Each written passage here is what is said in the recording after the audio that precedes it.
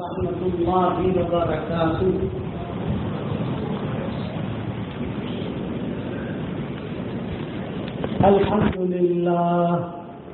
الحمد لله نحمده ونستعينه ونستغفره ونؤمن به ونتوكل عليه ونعوذ بالله من شرور أنفسنا ومن سيئات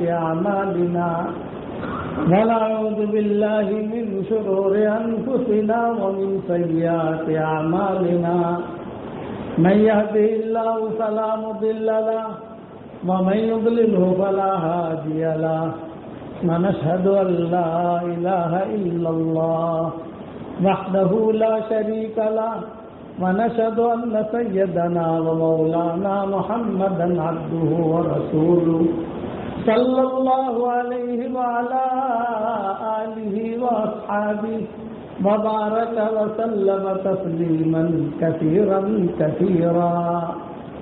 أما بعد فأعوذ بالله من الشيطان الرجيم. بسم الله الرحمن الرحيم. يا أيها الذين آمنوا كونوا أنصار الله صدق اللہ العظیم. قابل احترام بھائیوں، دوستوں اور بزرگوں، ہر آدمی کا معاملہ اللہ کے ساتھ دل کے ساتھ ہوتا ہے. دل اگر کلیئر ہے تو سارے لائن کلیئر ہے، اور اگر دل کلیئر نہیں ہے تو ساری لائن کلیئر نہیں ہے. اسی لیے حدیث میں کہا گیا کہ اللہ تعالیٰ تمہارے چہرے کو نہیں دیکھتا، اللہ تعالیٰ تمہارے حسن و جمال کو، تمہارے مال و منال کو تو وہ نہیں دیکھتا ہے، تو اللہ دل دیکھتا ہے. اور قرآن میں یہ بھی کہا گیا إِن يَعْلَمِ اللَّهُ فِي قُلُوبِكُمْ خَيْرًا يُؤْتِكُمْ خَيْرًا. ہم تو تمہارے دل کو دیکھیں گے، تمہارے دل میں خیر ہوگی ہم تمہیں خیر دیں گے، دل میں خیر نہیں ہوگی تو تمہیں خیر نہیں دیں گے. اس لیے یہ یاد رکھنا، میں کئی سالوں کے بعد آپ کے گاؤں میں آیا ہوں. میری آواز تو آپ لوگوں کو گھر تک پہنچ جاتی ہوگی، کتنے کو سنتے ہوں گے، کتابیں پڑھتے ہوں گے، لیکن اپنے دل کی بات آپ کے گاؤں والوں کو کہتا ہوں. جس گاؤں میں داخل ہوتا ہوں پتہ چل جاتا ہے یہاں کیا ہے. یہ اللہ کا شکر ہے. اس لیے ایک ہی سبق ہے، اپنے دل کی دنیا کو آباد رکھو. ورنہ آدمی نماز بھی پڑھے گا، روزہ بھی رکھے گا، کوئی فائدہ نہیں ہوگا. انصلہ وسام حدیث شریف میں آتا ہے کہ انصلہ وسام، جس کے اندر نفاق کی نشانی آ گئی، چاہے وہ روزہ رکھے، چاہے وہ نماز پڑھے، چاہے زکوٰۃ دے، حضور فرماتے خدا کی قسم وہ منافق ہی رہے گا. اسی لیے قلب سلیم کہا گیا قرآن شریف کے اندر. ایک حدیث میں ایک قصہ آتا ہے حضرت علی رضی اللہ تعالیٰ عنہ کا. دور فاروقی تھا، حضرت عمر کا دور تھا، اور حضرت علی نے خواب دیکھا، اور خواب میں یہ دیکھا کہ حضرت عمر کے پیچھے جیسے حضرت عمر نماز پڑھا رہے ہیں، یہ خواب دیکھنے والا خود دیکھ رہا ہے کہ حضرت عمر جو ہے وہ نماز پڑھا رہے ہیں. اور دور فاروق عام طور سے ہماری شریعت میں جو امیر ہوتا ہے وہی نماز پڑھاتا ہے، خلیفہ ہوتا ہے، مسلمانوں کا خلیفہ. عام طور سے یہ ہوتا ہے. اسی زمانے میں عمر بن عبدالعزیز امیر المومنین تھے مدینہ منورہ کے، تو وہی لوگوں کا کر نماز پڑھاتے تھے، وہی فیصلے کرتے تھے. تو امیر تھے وہ حضرت عمر بن عبدالعزیز. کل رضی اللہ تعالیٰ عنہ نے خواب دیکھا کہ ایک لڑکی آئی، اور اس لڑکی نے آ کر کھجوریں لائی بہت. حضرت عمر نماز پڑھا لیکن اس زمانے میں یہ محراب نہیں ہوتا تھا. یہ محراب بھی ہمارے محراب ہوتا ہے. یہ ایک محراب شروع ہوا حضرت عمر کی شہادت کے بعد. حضرت عمر بھی شہید ہو گئے، اس کے بعد یہ محراب شروع ہوا ہے. پہلے آگے کی جگہ خالی رہتی تھی مدینہ منورہ میں. کہ سامنے سے آنے والا آدمی جو ہے وہ امام کو دیکھ لے، گزر رہا ہو تو امام کو دیکھ لے کہا امام نماز پڑھا رہا ہے، لیکن جب حضرت عمر کی شہادت ہوئی، یہ حادثہ ہوا، پھر یہ محرابی بننی شروع ہو گئی تاکہ باہر سے آ کر کوئی آدمی اچانک حملہ نہ کرے۔ حضرت عمر نماز پڑھا رہے تھے، خواب دیکھ رہے، نماز پڑھانے کے بعد حضرت عمر فارغ ہوئے تو حضرت علی کہتے تھے میں نے خواب دیکھا کہ ایک لڑکی آئی 12-13 سال کی عمر کی اور بہت کھجوریں لے کر آئی اور حضرت عمر کے سامنے رکھی۔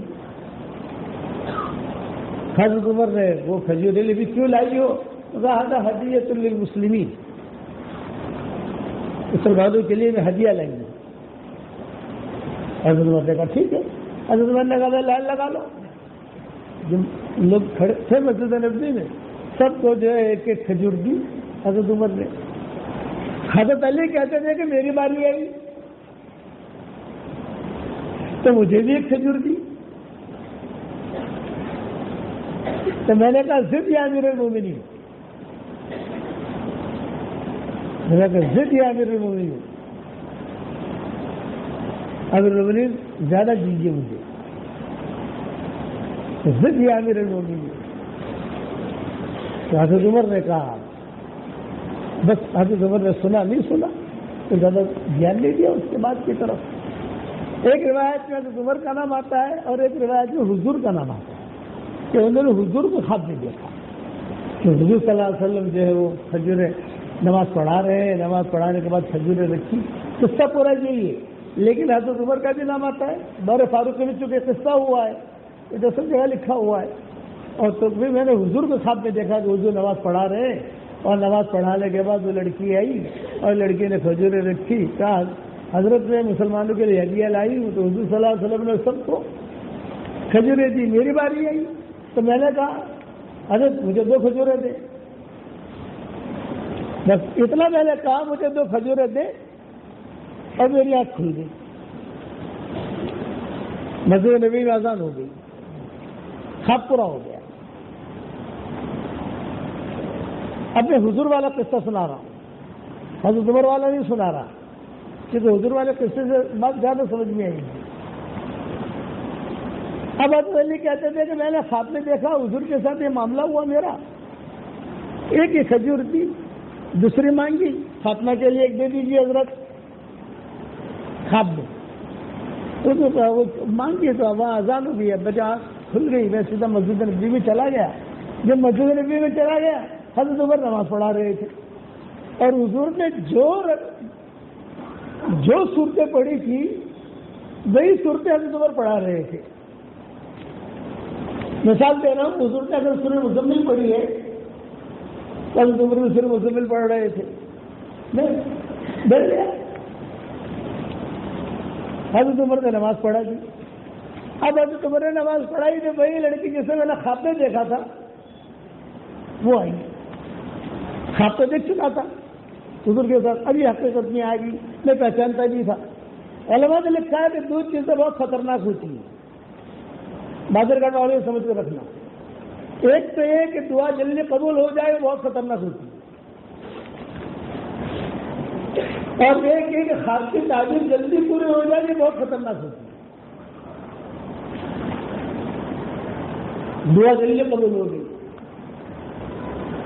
مانگا تو دسترخوان، ربنا انزل علینا مائدۃ من السماء تکون لنا عیدا لاولنا وآخرنا وآیۃ منک وارزقنا وانت خیر الرازقین۔ تو اللہ نے جواب دیا تم نے آسمانوں سے دسترخوان اتارنے کا کہا ہے، میں ابھی اتاروں گا، ابھی قبول کروں گا، لیکن بعد میں اگر تم نے نہ شکری کی تو ایسا عذاب دوں گا کہ دنیا میں کسی کو میں نے ایسا عذاب نہیں دیا۔ اس کو مفسرین نے لکھا ہے جلدی دعا قبول کرانے کی امید مت رکھو، آہستہ آہستہ آہستہ قبول ہو تو وہ زیادہ اچھا ہے۔ اور یہ خواب کہ خواب کی تعبیر فوراً پوری ہو گئی، یہاں خواب کی تعبیر فوراً پوری ہوگی، خواب کے بعد دلیل ہے اور 1 گھنٹے کے بعد 15 منٹ کے بعد خواب کی تعبیر ہو گئی۔ حضرت عمر نماز پڑھا رہے تھے، وہی لڑکی تھی اسی خواب میں جو حضرت علی نے دیکھی تھی، بس وہ لڑکی نے بھی آ کر حضرت عمر کو جو ہے وہ کھجوریں رکھی اور کہا امیر المومنین یہ مسلمانوں کے لیے ہدیہ لائی ہوں، قبول فرما لے۔ وہ تو خواب میں دیکھا تھا حضور کے ساتھ، اور یہ حضرت عمر کے ساتھ جاگتے ہوئے دیکھ رہی. ارے حضرت علی نے کہا واہ واہ واہ, کہتے یہ لڑکی ہے جسے خواب میں دیکھا تھا. حضرت عمر نے جو فجر علی تقسیم کرنی شروع کی, 1 2 3. حضرت علی کہتے ہیں میری باری بھی آئی. جب میری باری آئی تو مجھے بھی کھجور دی. حضرت علی کہتے تھے کہ مجھے بھی کھجور دی, تو میں نے کہا ضد یا امیر المومنین, حضرت ایک زیادہ دیجیے. تو حضرت عمر میری طرف دیکھ رہے ہیں اور فرمایا رات کو حضور نے کتنی دی تھی خواب میں تجھ کو؟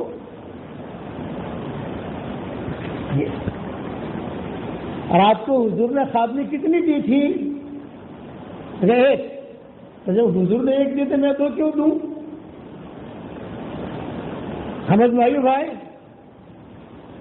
خواب کی تعبیر فوراً کو حضرت عمر پوچھ رہے کہ رسول اللہ صلی اللہ علیہ وسلم نے خواب میں کتنی دی تھی تم کو؟ ایک. جب حضور نے 1 دی ہے تو میں 2 کیوں دوں؟ تو حضرت علی کہتے تھے کہ میں نے کہا امیر المومنین یہ خواب تو میں نے کسی کے سامنے بیان ہی نہیں کیا.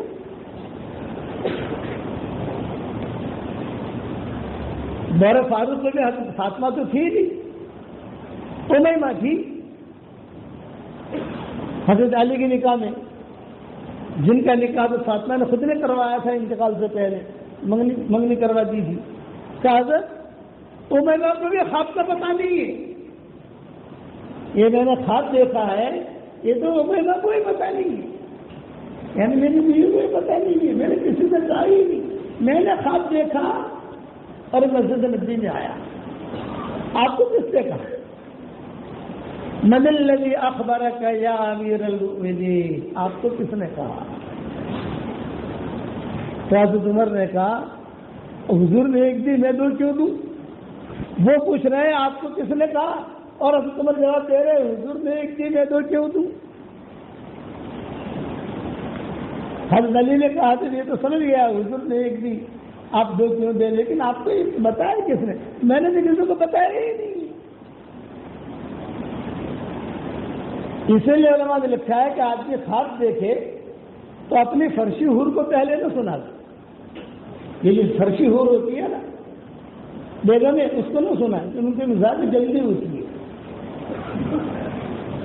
مزاج میں جلدی, جو مزاج میں جلدی ہوتی ہے تو عورت کے مزاج میں جلدی ہوتی ہے, وہ فوراً تعبیر کہہ بیٹھے گی, کچھ کہہ دے گی تو ویسا ہو جائے گا. اس لیے خواب کے معبر کے پاس جائے. میں نے کئی خواب اور اس کی تعبیریں میری کتاب کی پھر موتی میں لکھی, کئی چیزیں لکھی ہیں اس کے اندر خوابوں کے سلسلے میں. حضرت علی ایک ہی بات کہہ رہے تھے کہ میں نے کسی سے کہا ہی نہیں ہے. تو سیدھا آ گئے مسجد میں. حضرت علی نے بار بار جب اصرار کرنے لگے تو حضرت عمر نے کہا ایک آیت پڑھی, وَمَن یُؤْمِن بِاللَّهِ یَہْدِ قَلْبَهُ, جس کا ایمان یقین تبھی ہوتا ہے اللہ اس کے دل کی دنیا کی رہبری کرتا ہے. دل صاف ہوگا تو اللہ رہبری کرے گا, دل میں کچرا ہوگا تو اللہ رہبری نہیں کرے گا. یہ ہمیشہ یاد رکھنا کہ اللہ کا ہمارا معاملہ جو ہے وہ دل سے. اور ایک مسئلہ یاد رکھنا, ایک ہوتا ہے قلب سلیم اور ایک ہوتا ہے قلب سقیم. ایک ہوتا ہے سلامتی والا دل. سلامتی والا دل کا کیا مطلب؟ جس کے دل میں کوئی کسی کے بارے میں کوئی بدگمانی نہیں, نہ حسد ہے, نہ کینہ ہے, نہ بغض ہے. اپنا سلامتی والا دل ہے, آتا ہے, نماز پڑھتا ہے, 3 دن دیتا ہے, 3 چلہ دیتا ہے, فوراً چلا جاتا ہے کام کر کے, مسجد جماعت میں بیٹھتا ہے, کام کر کے نکل جاتا ہے. اسے کہتے ہیں قلب سلیم. اس کی دعا بھی قبول ہوگی اور اس کی عبادت بھی قبول ہوگی. اور جس دل کے اندر قلب سقیم والا ہو, بیمار دل ہو, دل میں حسد بھی ہے, دل میں کینہ بھی ہے, دل میں بغض بھی ہے, دل کے اندر بدگمانیاں بھی ہیں, تو یہ متفق علیہ مسئلہ ہے کہ اس کی کوئی عبادت قبول نہیں ہوتی, اس کی کوئی دعا قبول نہیں ہوگی. ہاں نیکیاں ملیں گی. ہماری شریعت میں نیکیاں کمانا بہت آسان ہے, قبول کرانا مشکل ہے. کوئی چیز قبول کرا نہیں ہو یہ مشکل ہے, کیونکہ اللہ کا قانون ہے انما یتقبل اللہ من المتقین, اللہ تعالیٰ تقوی والوں کا قبول کرتا ہے. بس یہ اصول ہے اللہ کا. یہ نہیں کہ اللہ نمازیوں کا قبول کرتا ہے، کہ اللہ روزہ داروں کا قبول کرتا ہے، یہ کرنے. اللہ حاجیوں کا قبول کرتا ہے، یہ کرنے. اللہ قاریوں کا قبول کرتا ہے، نہیں. انما يتقبل الله من المتقين، اللہ تقوی والوں کا قبول کرتا ہے. ہماری شریعت میں نیکیاں کمانا تو اتنا آسان کہ ایک مرتبہ ایک دعا پڑھو میرے ساتھ، ربنا اغفر لی ولوالدی وللمؤمنین یوم یقوم الحساب. حدیث میں آتا ہے جو یہ دعا پڑھ لے اس وقت میں جتنے مسلمان مرد اور عورتیں ہوں گی ان سب کے برابر اللہ اس کے اکاؤنٹ میں نیکیاں داخل کرے گا. کتنا آسان ہے نیکیاں کمانا. میاں بیوی ایک دوسرے کی طرف محبت کی نگاہ سے دیکھیں مسکرائے تو اللہ بھی مسکراتے ہیں. کتنا آسان ہے. میاں بیوی ایک دوسرے کی طرف دوسرے سے مسافہ کریں تو 10 انگلیاں اس کی 10 انگلیاں اس کی مسافہ کر رہے تو دونوں کے انگلیوں سے گونا ایسے جھڑتے ہیں جیسے نل کا پانی کھولو آپ پانی نکالو تو کہتا دھڑ دھڑ دھڑ دھڑ پانی گرتا ہے، ویسے گونا جھڑتے ہیں. یہ روایتوں میں آتا ہے. ماں باپ کی طرف محبت کی نگاہ سے دیکھو مقبولیت کا ثواب اتنا آسان کر دیا. قبول یہ ہم صرف اس کا کریں گے جس کا دل پاک صاف ہوگا. میرے والد صاحب رحمۃ اللہ علیہ کا نام سنا ہوگا، جو بوڑھے ہیں انہوں نے دیکھا بھی ہوگا، انہوں نے بیانات بھی سنے ہوں گے. جو جوان ہیں ینگ پارٹی ان لوگوں نے ابا کو دیکھا تو نہیں ہوگا لیکن بیانات سنے ہوں گے. وہ اکثر ایک بات کہتے تھے کہ بیٹا ساتھیوں کی طرف سے اپنا دل پاک صاف رکھو، من دل کی گندگی کی وجہ سے تمہارا حج بھی قبول نہیں ہوگا، تمہاری نماز بھی قبول نہیں ہوگی. اور اس پر کہتے تھے کہ اگر کوئی بھی ایمان ہے لیکن اس کا دل صاف ہے تو سب سے پہلے اللہ کی مدد اس کے ساتھ یہ آئے گی کہ اللہ اسے ہدایت دے دے گا. فیصلے وہاں سے ہوتے ہیں. دل کی صفائی یہ بہت ضروری ہے. آج ہمارا جو مسلمانوں کا بگاڑ ہے دنیا کی، آج ہماری دعائیں قبول کیوں نہیں ہوتی؟ وجہ اس کی یہ ہے کہ ہمارے دل گندے ہو گئے. اس کو صاف کرنا ہوگا. ہمارا دعوت کے کام میں ہمارا دعوت کا کام ہی حضرت جی ہے. ہمارا حضرت جی کون کہ ہمارا دعوت کا کام یہ سیدھا سادہ کام ہے. اللہ کی اٹھنی اللہ کی اٹھنی پوائنٹ یاد رکھنا. ہر زمانے میں اللہ کی اٹھنی الگ الگ ہوتی ہے. صالح علیہ السلام کے زمانے میں وہ اللہ کی اٹھنی تھی. کیا کہا گیا؟ فعقروها فاصبحوا نادمین. انہوں نے اس اٹھنے کی قدر نہیں کی، ندامت والے ہو گئے. کہا لا تمسوها بسوء، جسے برائی کے ساتھ مت پکڑنا، برائی کے ساتھ پکڑو گے تو بھی عذاب آئے گا. تو میرے ربا کہتے تھے کہ یہ بھی اللہ کی اٹھنی ہے جو چلتی رہتی ہے ساری دنیا میں، اس کی قدر کرو. اگر اس کی قدر نہیں کرو گے، معمولی سا برائی کے ساتھ چھوڑ گی بھی تو بھی کرنٹ لگے گا. یہ سیدھا سادہ کام، یہ اللہ کی اٹھنی ہے، چل رہی ہے ساری دنیا کے اندر، جائے بھی جائے. یہ نہیں سوٹنے کی آدمی قدر کرے. پہلے دعوت کا کام تھا نہیں.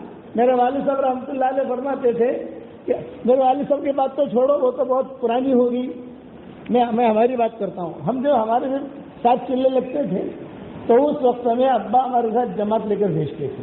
مرکز نظام الدین سے آج جماعت سے بے میواتی سے بے مومن بے میمن بے یوپینا سمجھ گیا અને બે દેહરાદૂનના તમારું કામ એટલું છે કે આ જમાત તો ચિલ્લો બરાબર પૂરો કરાય, નમાઝ બરાબર ભઢ, कुरान बराबर. उस जमाने में कुरान सिखाते थे, एक सूरत सिखाते थे उन लोगों को बराबर. आपका काम ये कि जमात को खुश करके तुम वापस लाओ. जैसे यहाँ से खुशी खुशी ले जा रहे हो ना, ये जमात वापस आए पूरी की पूरी. तो वो तने हदिया लो और हारा हदिया लो ये खुश रह गए. अब हमें तो हदी की लालच थी, जवान खून था हमारा. अब्बा ने भेजा मेवाती, दो मेवाती थे, दो मोमन थे. कौन से गांव के थे ये तो मुझे पता नहीं, लेकिन थे दो मोमन, दो मेमन, दो देहरादून के, दो यूरोप के, वो यूपी के. اب بتاؤ یہ کیسی جماعت ہے؟ اب تو جماعت کا کام بہت آسان ہو گیا، پنکھا بھی ہے ماشاءاللہ، کھانا بھی ہے۔ ہم جماعت لے کے جاتے تھے، جب جماعت لے کے جا رہے تو کچھ لوگ اس میں ایسے تھے جو چائے نہیں پیتے، اب ہم چائے بناتے تھے تو کہتے تھے بھائی ہمارا چانا پیشہ لو، آبدن سے دیجیے، تو 4 راؤنڈ کو واپس کرتے ہیں، ابھی تو چائے دیجیے نہ تھے، ہمارا چانا پیشہ بس آ گیا، اچھا ہے چائے کے بعد پیسے واپس۔ اب ایک گاؤں سے دوسرے گاؤں میں جانا ہے تو بس میں جاتے تھے، تو وہ کہتے تھے کہ ہم تو بس میں نہیں جائیں گے، ہم تو پیدل جائیں گے۔ باہر جانے کے بعد ظاہر والے کا مشورہ ہوتا ہے، ہمارے ساتھیوں کا نظام بنتا ہے 24 گھنٹے کا، تو کہتے تھے کہ مشورہ بعد میں، پہلے ٹکٹ کے پیسے دو ہمارے، ان کو ٹکٹ کے پیسے دیتے تھے، آپ کے ٹکٹ کے پیسے اتنے۔ اس دور میں لڑائی ہوتی ہے کھانا اچھا نہ بننے پر، کھاوا ہارون تو پاس لیا ہے۔ اس دور میں لڑائی ہوتی تھی ہمارے ساتھ کھانا اچھا بننے پر، بھائی آج کھانا بہت اچھا بنا تھا، تیل بھی زیادہ گیا، مرچی بھی زیادہ گئی، گرم مسالہ بھی زیادہ گیا، اتنا پیسہ من پاس آ گیا۔ ابھی تو جیسے شیب سے تو کھاؤ والا کون خوشی ہے۔ ہم جب نظام الدین پہنچتے تھے ایک آدمی رہتا تھا، باقی لوگ چلے جاتے تھے، تب تک کہتے تھے پتا چل گیا لوگوں، مجھے بابا یہ تو جیسے نا ہماری اصلاح کری جائے، لوگ جب تکڑ کری ہماری یہ بہت، یہ ہمارے ابا کی بات بتا رہا ہوں، یہ میری بات بتا رہا ہوں۔ ابا کی بات تو بہت اونچی تھی، جو انہوں نے وقت لگایا کام کیا، اب تو اللہ نے آسان کر دیا۔ اس لیے ایک نصیحت یاد رکھنا، اگر اللہ کا قرب ہم چاہتے ہیں تو سب سے پہلا کام کرنا پڑے گا، اپنے دل کی دنیا کو آباد کرنا پڑے گا، اس کے بغیر کام نہیں چلے گا۔ مرد حشر کا میدان میں اللہ کے سامنے کھڑا ہوگا آدمی، کیا کر کے آئے بھائی؟ ایک مولانا یہ کیا، اللہ پاک یہ کیا، اللہ کہیں گے نہیں، وَبَدَا لَهُم مِّنَ اللَّهِ مَا لَمْ يَكُونُوا يَحْتَسِبُونَ، جو گمان کرتے تھے وہ اللہ کے سامنے نہیں ملا، مجھے یہ ملے گا، یہ ملے گا، یہ ملے گا، اللہ نے کیا تم نے میرے لیے نہیں کیا؟ صحیح حدیث میں آتا ہے کہ کچھ لوگ، کچھ مرد اور عورتیں ایسی ہوں گی حشر کا میدان میں کہ جن کی فرشتے بھی تعریف کریں گے۔ کتنے بڑے لوگ ہوں گے وہ؟ جبریل علیہ السلام کہہ رہے ہیں کہ اللہ کا یہ بہت اچھے لوگ ہیں، ما رأینا منہم شر قط، یہ حدیث کے جملے، ما رأینا منہم شر قط، کہ ہم نے ان میں برائی دیکھی ہی نہیں، ما رأینا منہم الا خیرا، ہم نے ہمیشہ ان میں خیر دیکھی، نمازیں پڑھتے دیکھا، تہجد پڑھتے دیکھا، قرآن پڑھتے دیکھا، دین کا کام کرتے دیکھا، ہمیشہ ہم نے ان میں خیر دیکھی۔ فرشتے لا رہے ہیں، نامہ اعمال ساتھ ہے، اور فرشتے تعریف کر رہے ہیں، جبریل جیسے تعریف کر رہا ہے، اللہ کے سامنے کھڑے ہیں، اللہ تعالیٰ کہیں گے اچھا بتاؤ نامہ اعمال لاؤ ان کا، حضرت جبریل نامہ اعمال دیں گے، اللہ تعالیٰ یہ دیکھیں گے اس کا لاؤ، وہ اس کا بھی لاؤ، پھر اللہ تعالیٰ بھی پھینکیں گے، یہ کہا جبریل انہوں نے جو بھی کیا تھا میرے لیے نہیں کیا تھا، اپنی کرسی کے لیے کیا تھا، اپنی عزت بڑھانے کے لیے کیا تھا، معلوم تھا ان کے دل میں یہ بات تھی کہ تم دل کی بات نہیں جانتے جبریل، دل کی بات تو میں جانتا ہوں، انہوں نے کیوں کیا تھا، پھینک دے گا اللہ تعالیٰ، اور انہی لوگوں کے بارے میں فرشتوں سے کہے گا اللہ تعالیٰ کہ ان سب کو جہنم میں داخل کرو۔ میرے والد صاحب رحمۃ اللہ علیہ رائے کا اجتماع تھا، رائے کا، جس رائے کے اجتماع میں حضرت شیخ بھی آتے تھے، مولانا یوسف صاحب رحمۃ اللہ علیہ بھی جاتے تھے، مولانا انعام الحسن صاحب رحمۃ اللہ علیہ بھی جاتے تھے، اور شیخ لطیف مولانا زکریا صاحب رحمۃ اللہ علیہ، نام سنا ہوگا آپ لوگوں نے، فضائل اعمال جنہوں نے لکھی، وہ خود ہوتے تھے۔ ابا کے ذمے بیان تھا تو ابا نے اچھا مجمع اس وقت میں بہت زیادہ ہوتا تھا، اب وہ حالات کام کے ساتھیوں کے سب بدل گئے، لیکن پہلے سے بھی حضرات تھے ہمارے بڑے، مولانا زکریا صاحب رحمۃ اللہ علیہ خاص طور سے سب کو سمٹے ہوئے تھے، پھر مولانا یوسف صاحب رحمۃ اللہ علیہ نے سب کو سمٹا، پھر مولانا انعام الحسن صاحب رحمۃ اللہ علیہ نے، ہمارے والد صاحب رحمۃ اللہ علیہ نے سب کو سمٹا، پھر جتنا عروج ہوتا ہے اس میں زوال بھی آتا ہے، بھائی آدمی جو ہے ہمالیہ پہاڑ پہ چڑھ جائے تو اترنا تو پڑے گا کہ نہیں پڑے گا؟ ارے بتاؤ اتنی تو عقل ہے کہ نہیں؟ آدمی ہمالیہ پہاڑ پہ چڑھ گیا اترنا تو پڑے گا کہ نہیں؟ آج ہوائی جہاز میں اوپر جا رہا ہے کہیں نہ کہیں لینڈ تو کرنا پڑے گا اس کو. یہ اللہ کا نظام ہے, یہ دنیا کے نظام اللہ چلاتا ہے اسی طریقے سے. یہ جو بادشاہ لوگ ہیں سعودی عرب کے, تو ان کا جو ڈرائیور ہے وہ ہمارا خاص ساتھی ہے, علی اللہیانی, یہ میں حج کراتا ہے. تو میں نے ایک مرتبہ اس کو پوچھا, میں نے کہا بھائی یار یہ تم نے بادشاہ کی ڈرائیورنگ کرتے ہو تو تمہارے ساتھ, بولے ہمارے ساتھ یہ ہوتا ہے یہ ہوتا ہے. میں نے کہا اس کے پائلٹ کون ہوتے ہیں؟ یہ لوگ امریکہ سے آتے ہیں اور بہت کم فرصت کا بولتا. امریکہ سے نیو یارک سے اگر کسی کو جدہ آنا ہو تو 15 گھنٹے لگتے ہیں نان اسٹاپ فلائٹ. لیکن یہ لوگ جو ہے بڑا 8 گھنٹے کے اندر وہاں سے پہنچ جاتے ہیں. میں نے اس کو خالی پوچھا, بولے کہ وہ اصل میں ان کی جو فلائٹیں ہوتی ہیں عام فلائٹوں سے الگ ہوتی ہے, ایک. دوسرا کہ اس کی پرواز بھی الگ ہوتی ہے. تیسرا کہ عام طور سے فلائٹیں جو اڑتی ہیں دنیا میں 35,000 فٹ اوپر, اور اسی کو زیادہ سے زیادہ اگر فلائٹ میں یعنی بہت زیادہ ٹریفک ہے تو کسی کو 40,000 کر دیں گے, کسی کو 38,000 کر دیں گے, کسی کو 30,000 فٹ, اتنے فٹ پر تم اڑو. لیکن ان کی فلائٹیں 60,000 فٹ اوپر اڑتی ہیں, اتنے اوپر اڑتی ہے, اور ان کی فلائٹیں بالکل الگ ہوتی ہیں. تو میں نے کہا کہ اتنے اوپر جا کر بھی اترتے کہ نہیں اترتے کہ وہی رہتے ہیں وہ لوگ. یہ بولے تو اس نے کہا شیخ لیکن عروج سوال, میرے لہیانی نے مجھے کہا شیخ لکل عروج سوال, جتنا اوپر جائے گا اتنا اوپر نیچے آنا پڑے گا, اس کو اترنا تو پڑے گا ہی. تو ہمارے والد صاحب رحمۃ اللہ علیہ نے ایک بیان کیا رائے میں, جس میں کراچی کے بڑے بڑے اساتذہ, بڑے بڑے علماء, لاہور کے بڑے بڑے علماء, پھر ہمارے کام کرنے والے ساتھی, اور اس بیان میں حضرت شیخ میں موجود تھے.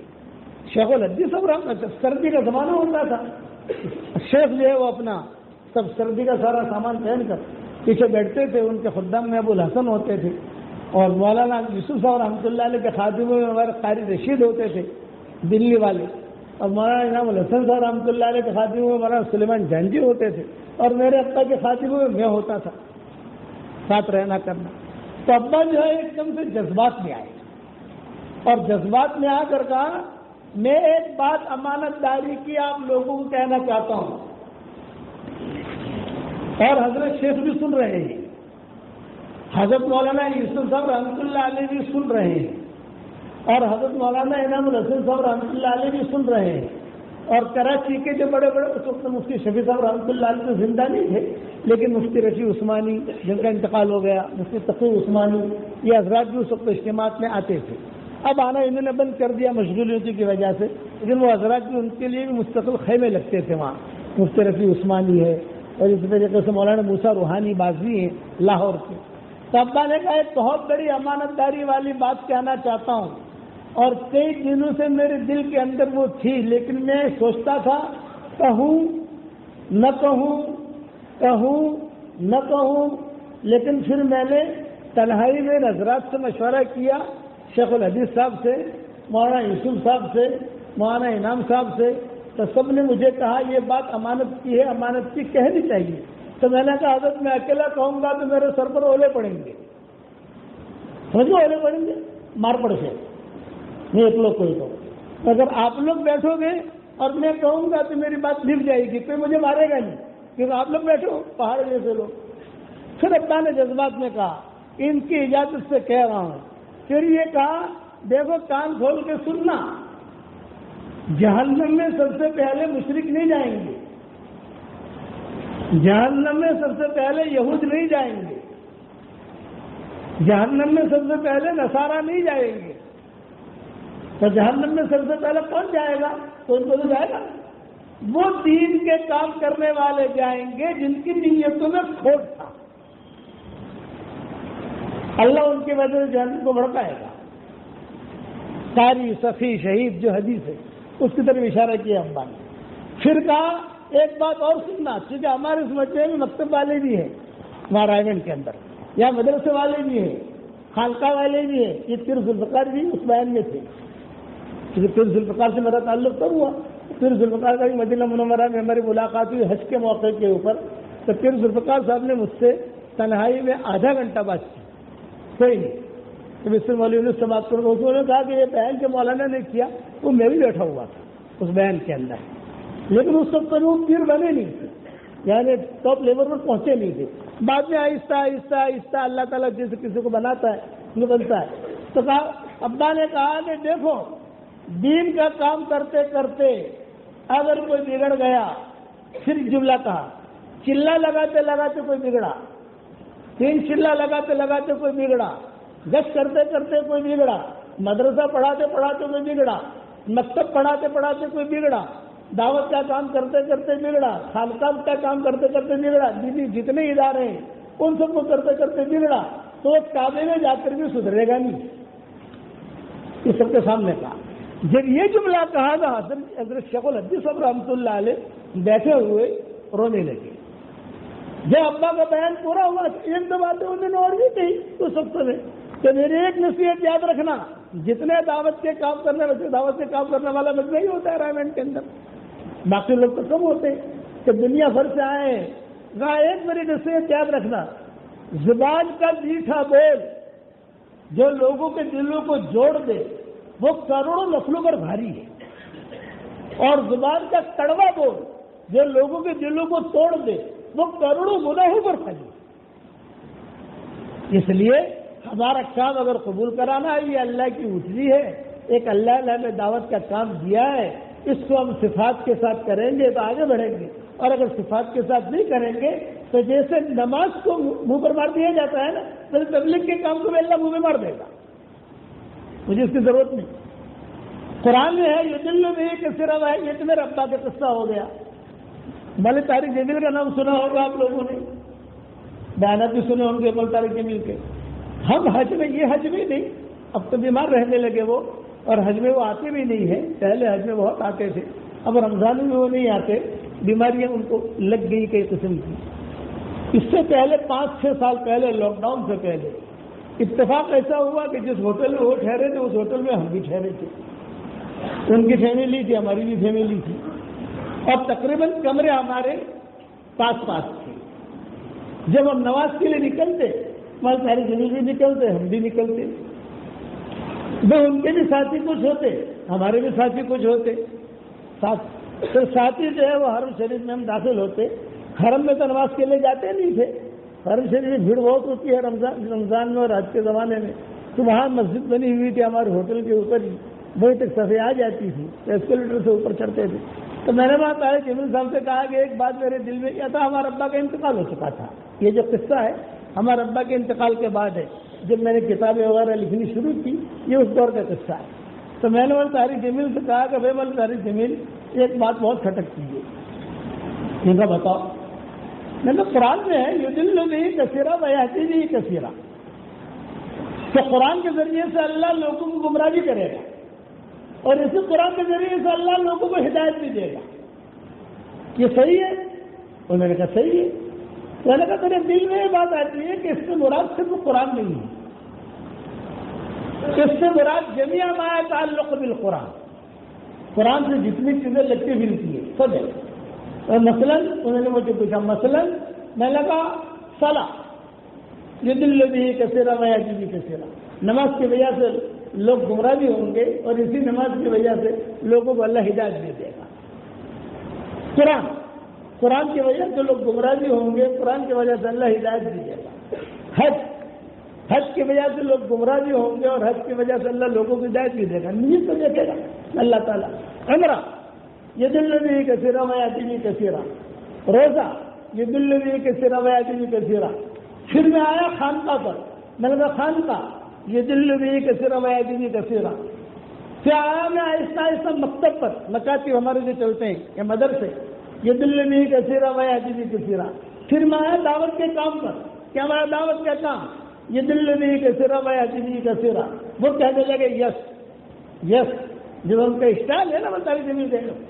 پھر میں آیا چلے پر کہ چلا یضل به کثیرا ویہدی به کثیرا. یہ بھی قرآن سے ہے سارا کے سارا. اللہ کے لیے کیا ہے یہ چلا اسے اللہ تک پہنچائے گا، اور اگر اللہ کے لیے نہیں کیا یہی چلا اس کو جہنم میں ڈال دے گا. جب میں نے یہ بات کہی تو انہوں نے یہ 2 انگوٹھے کیے. تو بالکل صحیح ہے.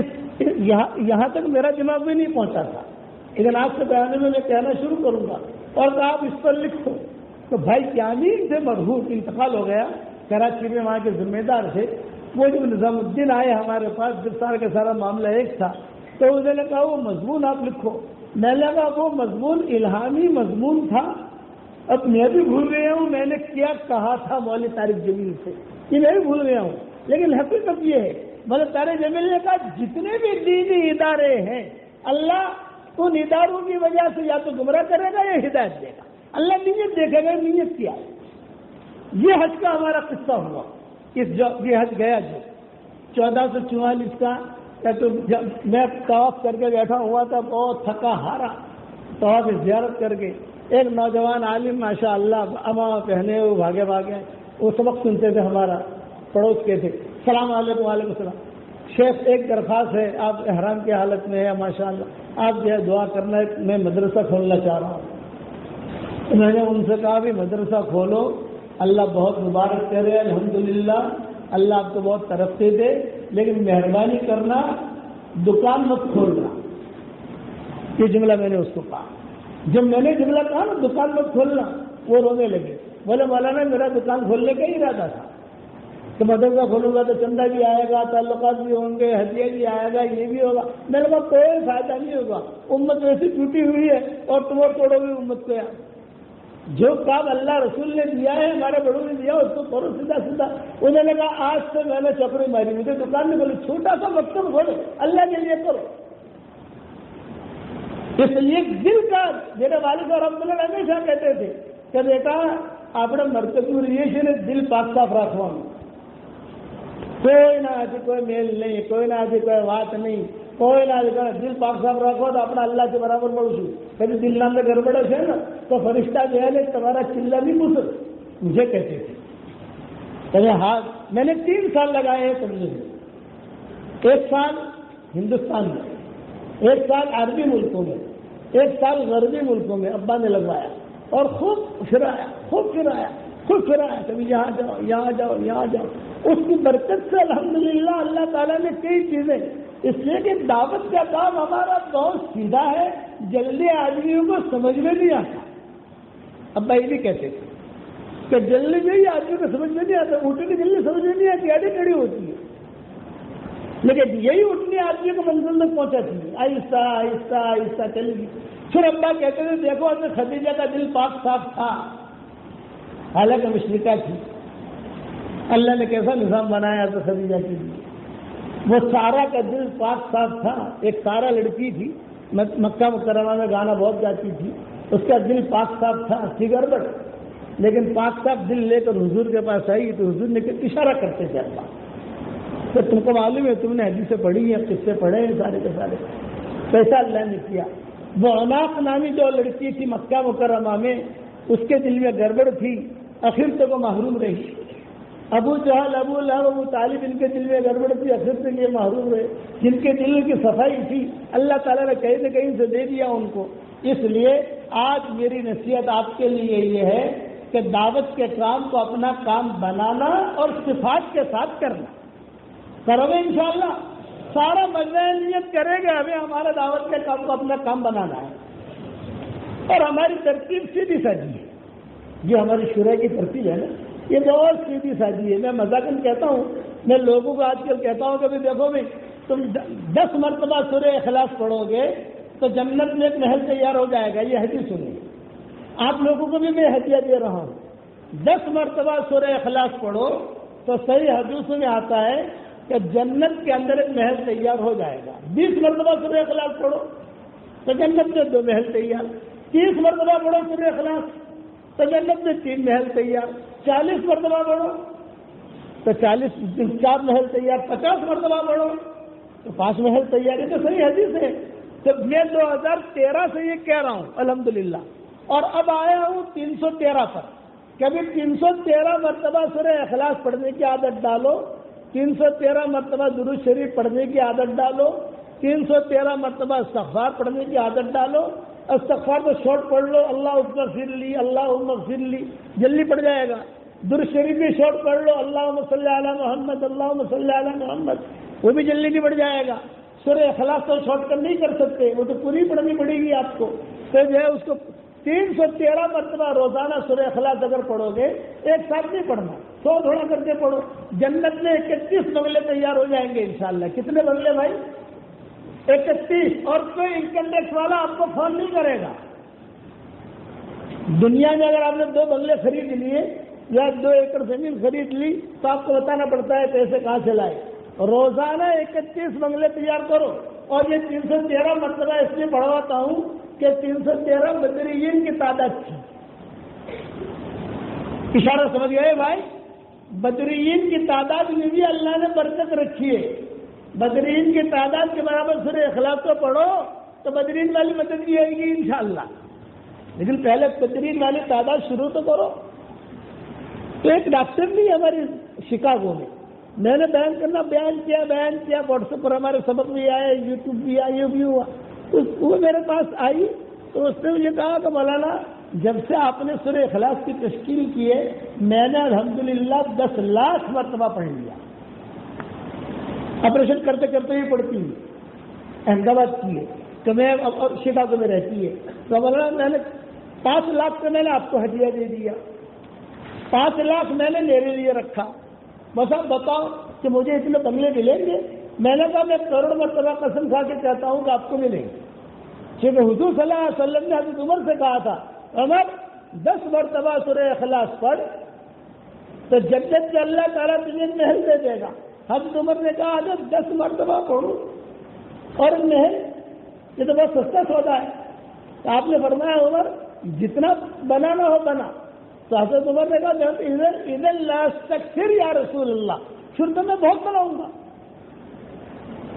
تو آپ نے فرمایا جتنا تجھے بنانے کی طاقت ہو بنا، تو بناتے تھک جائے گا، اللہ دیتے دیتے نہیں تھکے گا، تو بنا۔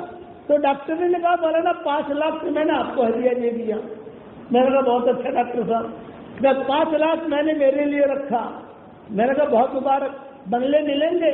میں نے کہا قسم کھا کے کہتا ہوں ملیں گے آپ کو، کہ اللہ کی نبی کی بات ہے، اللہ کے نبی کی بات غلط نہیں ہو سکتی۔ تو مولانا ایک بات پوچھوں، ذرا پوچھتے ہوئے شرم آتی ہے۔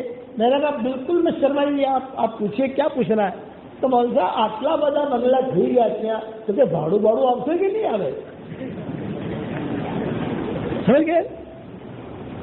رینٹ انگلش میں رینٹ، کرایہ آئے گا کرایہ، مجھے بھی ایسی آئی۔ میں نے کہا بیٹا وہاں کرایہ تو نہیں آئے گا، وہ آٹلا بدا بنگلہ کرسو شو اپنے، جب میں تو روزانہ بناؤں گی، کریں گے کیا؟ میں نے کہا دیکھو تم بنایا جاؤ، جب جنت میں ہم جائیں گے انشاءاللہ تو ہم تو میں نے کہا شورا والے ہیں وہاں مشورہ کر لیں گے انشاءاللہ۔ بہت ایسی بھی چلے وہ ڈاکٹر، ہم جب جاتے ہیں تو وہی ہمارا علاج کرتی ہے، سب کچھ تیار کر کے روز کے بھی ہمارا سفر ہوتا ہے۔ اب تو ہم نے سفر بند کر دیے، لیکن سارا ہمارا چیک اپ یہ وہ سب جہاں ہمارے پروگرام ہوتے ہیں امریکہ میں، وہ ہم سے پہلے پہنچ جاتی ہے وہاں ہمارے استقبال میں، اور بہت ہی جو ہے اپنا چیک کرنا، دوائیں بھیجنا، یہ کرنا۔ میں نے کہا جب جائیں گے مشورہ کر لیں گے، تو آپ لوگ کو جنت میں بنگلے بناؤ گے کہ بناؤ گے انشاءاللہ؟ اور آسان ہے، اس کے بعد اللہ دعائیں قبول کرتا ہے، یاد رکھنا۔ اور ایک بات ہمیشہ یاد رکھنا کہ جو کام کرو وما تفعلوا من خیر یعلمہ اللہ، اب جو بھی خیر کا کام کرو گے اللہ اسے جانتا ہے، اللہ کو سوچو کہ میں خیر کا کام کر رہا ہوں، کسی کو بتانے کی ضرورت نہیں ہے، اندر کی نیکی ہوگی تو اللہ کر دے گا۔ حضرت خدیجہ رضی اللہ تعالیٰ عنہ فرماتی تھی کہ میں جوان تھی، رشتے میرے آتے تھے مکہ مکرمہ سے، اور بڑوں بڑوں کے رشتے آتے تھے، حضور صلی اللہ علیہ وسلم کو پہچانتے نہیں تھے، ابھی حضور صلی اللہ علیہ وسلم کو نبوت بھی نہیں ملی تھی، لیکن میں اللہ سے ایک ہی بات کہتی تھی کہ اللہ میرا دل پاک صاف ہے، تیرا کوئی نبی آئے تیرا کیا ارادہ ہے یہ میں نہیں جانتی، لیکن یہ کہ مجھے حاجت ہے، ضرورت ہے، کوئی مجھے اچھا دانا دینا، اچھا شوہر دینا۔ حضور کو کچھ پتا نہیں، یا تو خدیجہ کو کچھ پتا نہیں، یہ میں دل کی صفائی میں بات کرتا ہوں۔ روزانہ میں دو اچھا تاجرہ تھی، مالدار تھی، رئیسہ تھی، خوبصورت تھی، خوب یہاں کی اذان ہوئی۔ تو وہ کہتے تھے کہ میں روزانہ دعا کرتی تھی. حضور صلی اللہ علیہ وسلم کی عمر 22 یا 23 سال کی جب ہوئی ابو طالب کے گھر پر، تو زیادہ تر خدمت ابو طالب نے کی ہے حضور صلی اللہ علیہ وسلم کی. ابا رحمۃ اللہ علیہ فرماتے تھے کہ میں نے حساب لگایا بیٹا 42 سال تک ابو طالب نے حضور صلی اللہ علیہ وسلم کی خدمت کی ہے. 42 سال کتنے عمر، یعنی کتنا عرصہ ہوتا ہے. حضور کے وہاں حضور وہی رہتے اور وہی جوڑے ہوئے. عبد المطلب کا انتقال ہو گیا، عبداللہ کا پہلے انتقال ہو گیا تھا. بالا کا جو انتقال ہوا جب آپ کی عمر 5 سال کی تھی. عبد المطلب کا انتقال ہوا آپ کی عمر 8 سال کی تھی. اب سیدھے ابو طالب کے گھر پر آ گئے تو ابو طالب نے ان کو اپنے اجزامان میں رکھا. لیکن 22-23 سال کی عمر ہوئی تو ایک مرتبہ فاطمہ اور ابو طالب، یہ فاطمہ جو ہے علی کی والدہ کا نام ہے، فاطمہ اسدیہ کہتے ہیں ان کو. انہوں نے حضور کو بلایا، محمد یا حضور بیٹھے کہ دیکھو یہ ابو طالب ہیں، میں فاطمہ ہوں، اب تم بڑے ہو گئے، کوئی دھندا بندہ کرو، کاروبار. تو آپ نے بہت بھولے پن میں جواب دیا میں کیا کاروبار کروں، میرے کاروبار کو سکھا تو ہے نہیں. وہ جہاں مجھے کوئی کہتا ہے لکڑیاں کاٹو تو لکڑیاں کاٹ دیتا ہوں، کوئی کہے کہ فلاں جہاں بکریاں وغیرہ چراؤ تو بکریاں چرا لیتا ہوں، کوئی کہے کہ اونٹ چراؤ تو اونٹ چرا لیتا ہوں، جو پیسہ بھی مل جائے میں کیا کروں. تو فاطمہ اسدیہ نے حضور صلی اللہ علیہ وسلم سے کہا، اور ابو طالب بھی تھے، یہ کہا کہ ہماری رائے یہ ہے کہ تم خدیجہ کے پاس چلے جاؤ، مالدار عورت ہے اور سب کو پیسے دے کر شام بھیجتی ہے، تو آپ بھی پیسے لو، شام چلے جاؤ اور جب شام جاؤ گے وہاں جا کر کاروبار کرو. آپ کی عمر 22-23 سال کی اس وقت. لیکن فاطمہ اسدیہ بہت محبت کرتی تھی. ابو طالب کے انتقال کے بعد یہ مسلمان ہوئی ہے فاطمہ اسدیہ. حضرت علی کی والدہ، حضرت علی کی والدہ کا نام بھی فاطمہ اور حضرت علی کی بیوی کا نام بھی فاطمہ. علماء نے لکھا ہے کہ گھر میں کوئی فاطمہ ہو یہ برکت بہت ہوتی ہے. الحمدہ کہنا چلو لوگوں. اب قرآن حدیث نام تم نے صاحب تو آپ ہوتے تو موٹا لوگوں نے لیشی سے جتنا تک آپ پہنچی سکتا نہ تھے. کسی زمانے میں گھر میں لڑکیاں پیدا ہوتی تو فاطمہ نام رکھتے تھے، فاطمہ اول، فاطمہ دوم، فاطمہ سوم، فاطمہ ثالث، فاطمہ رابع، فاطمہ خامس. یہ اور بھی گزرا. ہمارے مفتی زین العابدین رحمۃ اللہ علیہ تھے، وہ مولانا یوسف صاحب رحمۃ اللہ علیہ سے بہت محبت کرتے تھے، بہت محبت. تو ان کے جتنے لڑکے پیدا ہوئے سب کا نام یوسف رکھا، یوسف اول، یوسف دوم، یوسف سوم، یوسف ثانی، یوسف رابع، یوسف خامس، سب کا نام رکھا. ہم پوچھتے تھے مفتی صاحب، بولے مجھے مولانا یوسف رحمۃ اللہ علیہ سے بہت محبت ہے، ان کے بیانوں سے میں نے بہت اثر لیا ہے، تو میں چاہتا ہوں کہ میرے ہر بیٹے کا نام یوسف رہے. ابھی بھی ہے ان کے بچے مدینہ منورہ میں ملتے ہیں، ہم سے آتے ہیں ہمارے پاس، ملاقاتوں میں ملاقات ہو جاتی ہے، حرم میں ملاقات ہو جاتی ہے. تو یہ فاطمہ اسدیہ باقی مسلمان ہوئی. خیر ان کا قصہ بھی موت کا عجیب ہے. مسلمان ہونے کے بعد حضور صلی اللہ علیہ وسلم نے ان کے لیے ڈبل قبر کھلوائی. ابو طالب تو مر گئے، پھر حضور صلی اللہ علیہ وسلم نے ہجرت کی کہ فاطمہ اسدیہ مسلمان ہو گئی. ابو طالب کے ڈر کی وجہ سے مسلمان نہیں ہوتی فاطمہ اسدیہ، ڈرتی تھی. لیکن جس دن ابو طالب کا انتقال ہوا تو دوسرے دن آ کر حضور کا ہاتھ دے دیا، ان کو میں مسلمان ہونے کے لیے تیار ہوں. حضرت علی سے کہا کہ حضور سے کہہ دو مجھے، میں تمہارے ابا کی وجہ ڈرتی تھی کہ گھر سے مجھے نکال دیں گے، میں کہاں جاؤں گی، بچے میرے پیدا ہو گئے سارے کے سارے. تو حضور نے اسلام کا قبول کیا، اچھا اسلام رہا ان کا. حضور بہت محبت کرتے تھے اور کبھی کبھی حضور صلی اللہ علیہ وسلم روتے بھی تھے. کچھ عورتوں کا تذکرہ حضور صلی اللہ علیہ وسلم خود کرتے تھے. ام ایمن کا تذکرہ بہت کرتے تھے، ام ہانی کا تذکرہ بہت کرتے تھے. یہ حضرت فاطمہ حضرت علی کی بہن تھی ام ہانی. یہ ام ہانی کا تذکرہ بہت کرتے تھے، ساتھ میں کھیلنا کودنا رہنا کرنا. فتح مکہ کے موقع پر حضور ام ہانی کے مقام پہ ٹھہرے تھے، میری بہن کے مقام پہ ٹھہروں گا. وہاں قیام کیا تھا حضور صلی اللہ علیہ وسلم نے فتح مکہ کے موقع کے اوپر. تو حضرت علی سے کہا فاطمہ اسدیہ نے کہ میں مسلمان ہونا چاہتی ہوں، اب تو میرے بیٹے ہیں بیٹیاں ہیں جو بھی ہے. تو حضور نے اسلام قبول کیا. جب حضور ہجرت کر کے گئے تو وہ بھی گئے. تو کبھی کبھار حضور صلی اللہ علیہ وسلم امہات المؤمنین کو کہتے تھے آج میرا بستر تمہارے یہاں نہیں لگے گا، آج میرا بستر فاطمتین کے وہاں لگے گا. حضرت فاطمہ اور فاطمہ سے دیا. آج وہاں رہے، ہم پرانی باتیں دہرائیں گے وہاں. تو حضور سوتے تھے وہاں جاتا اور پرانی باتیں حضرت فاطمہ جو چیز اصلیہ وہ سناتی تھی. ان کا انتقال ہو گیا مدینہ میں. تو حضور صلی اللہ علیہ وسلم نے کہا، غالباً حضرت عمر سے اور حضرت خالد سے کہا یا کسی اور سے کہا، یہ تو یاد نہیں، کہ قبر کون کھودے گا ہماری فاطمہ کی؟ اس عورت کے مجھ پر بہت احسانات ہیں. بقی میں قبر کون کھودے گا؟ صحابہ نے کہا ہم کھودیں گے. فرمایا نہیں، فلاں نام لیا ہوگا. قبر کھودنا اور ڈبل قبر کھودنا.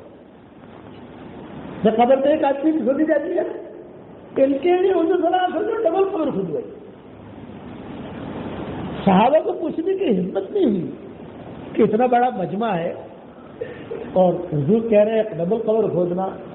اور میں ان کو کفن جب دو تو میرا کپڑا دینا. اپنا کپڑا بھی دیا اور حضور صلی اللہ علیہ وسلم نے ڈبل قبر کھودوائی. تو صحابہ کی ہمت تو ہوئی نہیں، جیسا انہیں حضور نے کہا تھا ویسا کیا. جب ان کا جنازہ آیا تو حضور نے کہا آپ کہاں قبر کھودی ہے؟ ڈبل کھودی ہے کہ نہیں؟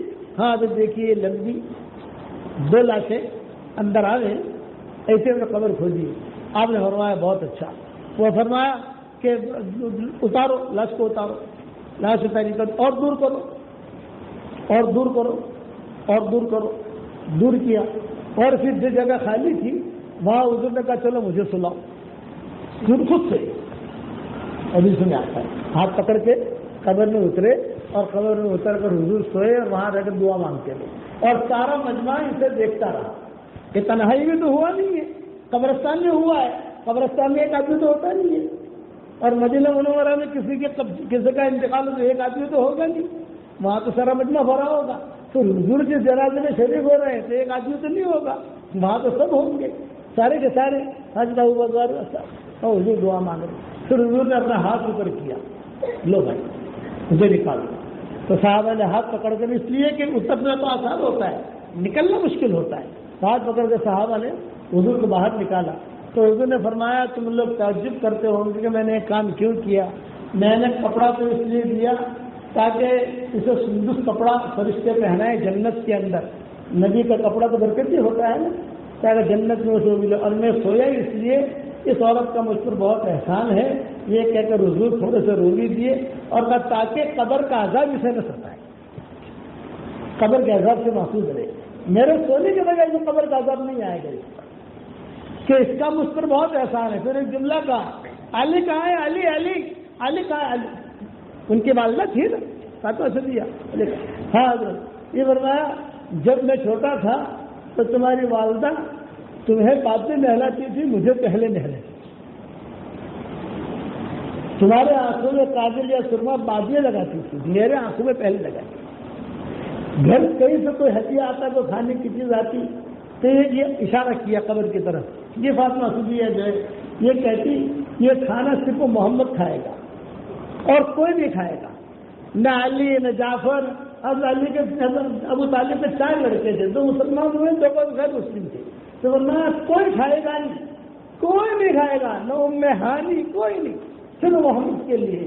یہ وہ چیز مجھے یاد ہے کہ کتنا اس پر احسان کیا. میں نے اس کا بدلہ تو نہیں چکا سکتا، بس اتنا کہ جنت میں اسے بہتر کپڑا مل جائے اور قبر کے عذاب سے بچ جائے. گہرے سونے کی وجہ سے قبر کا عذاب نہیں ہوگا. یہ بات ایسا جی نے حضور سے کہا تھا جب آپ کی 23 سال کی عمر تھی. یہ فرمایا کہ محمد اب بڑے ہو گئے تو دھندا بندہ کرو، کچھ کاروبار کرو، دل کی صفائی.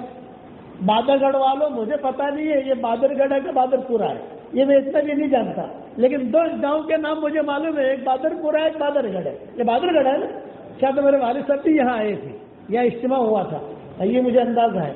اور اسی میں شاید کسی کا انتقال بھی ہوا تھا یہاں پہ کسی ساتھی کا. ابا نے جنرل کی نماز پڑھائی تھی.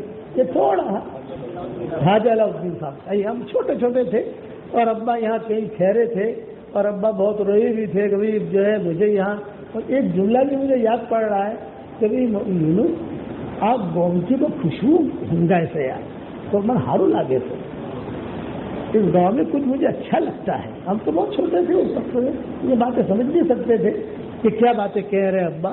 لیکن اس زمانے میں شاید تیز ہوا بھی چلی تھی, تیز آندھی بھی چلی تھی, یہ ہوا تھا معاملہ. خیر اللہ ان جانے والوں کو مغفرت کرے. جو رہ گئے ہیں ہم سب کو اللہ صحیح چلنے کی توفیق عطا فرمائے. تو انہوں نے کہا کہ تم جا کر بات تو کرو. آپ نے فرمایا ٹھیک ہے. حضور نے اپنا فقیری کا پیالہ لیا اور فقیرہ کا پیالہ لیا کر لے کر سیدھے پہنچ گیا حضرت خدیجہ کے یہاں. لائن لگتی تھی حضرت خدیجہ کے یہاں. جو لوگ آتے تھے حضرت خدیجہ انٹرویو لیتی تھی, تم کیا کام کرو گے, تم کیا کام کرو گے, اچھا لو یہ پیسے لو. اس زمانے میں چیک وغیرہ نہیں ہوتے تھے, تھیلیاں ہوتی تھی. دینار کی تھیلی یہ تیلی ہوتی تھی, درہم کی تھیلی یہ عام تھیلی کی طرح ہوتی تھی. دینار سونے کا سکہ ہوتا ہے اور درہم یہ چاندی کا سکہ ہوتا ہے. اور پھر وزن سے پتہ چل جاتا تھا کہ 25 دینار ہے, 50 دینار ہے, 100 دینار ہے. وہ ساری کی ساری ترتیبیں ہوتی تھی. تو حضرت خدیجہ نے دیکھو جس کا دل صاف ہوگا اس کی آنکھیں بھی صاف ہوئی. اس کی آنکھوں میں اللہ تعالی خاص قسم کا نور رکھے گا. جیسے گھوڑے کی پیشانی میں قیامت تک خیر رہے گی, اس لیے گھوڑے کی قسم اللہ نے کھائی ہے. یاد رکھنا, آپ لوگوں کو تو دیہات ہے, اللہ اگر توفیق دے تو گھوڑا بھی پالو. کتابوں میں آتا ہے کہ گھوڑا روزانہ اپنے مالک کے لیے مغفرت کی دعا کرتا ہے تہجد میں.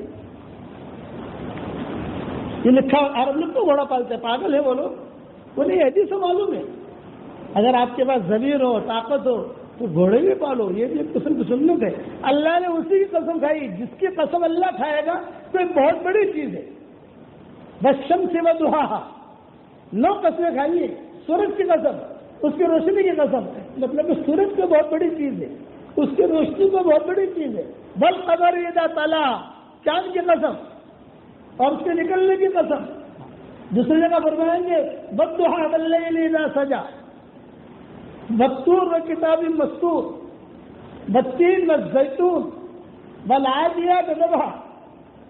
گھوڑوں کی قسم, ان کے ہانپنے کی قسم, ان کے چلنے کی قسم. یہ قسمیں جو کھائی ہیں اللہ نے, ایک مرتبہ میرے دل میں ایک بات آئی تھی, اب تو میں نہیں کر سکتا وہ کام, کہ اللہ نے قرآن میں جتنی قسمیں کھائی ہیں کیوں کھائی ہیں.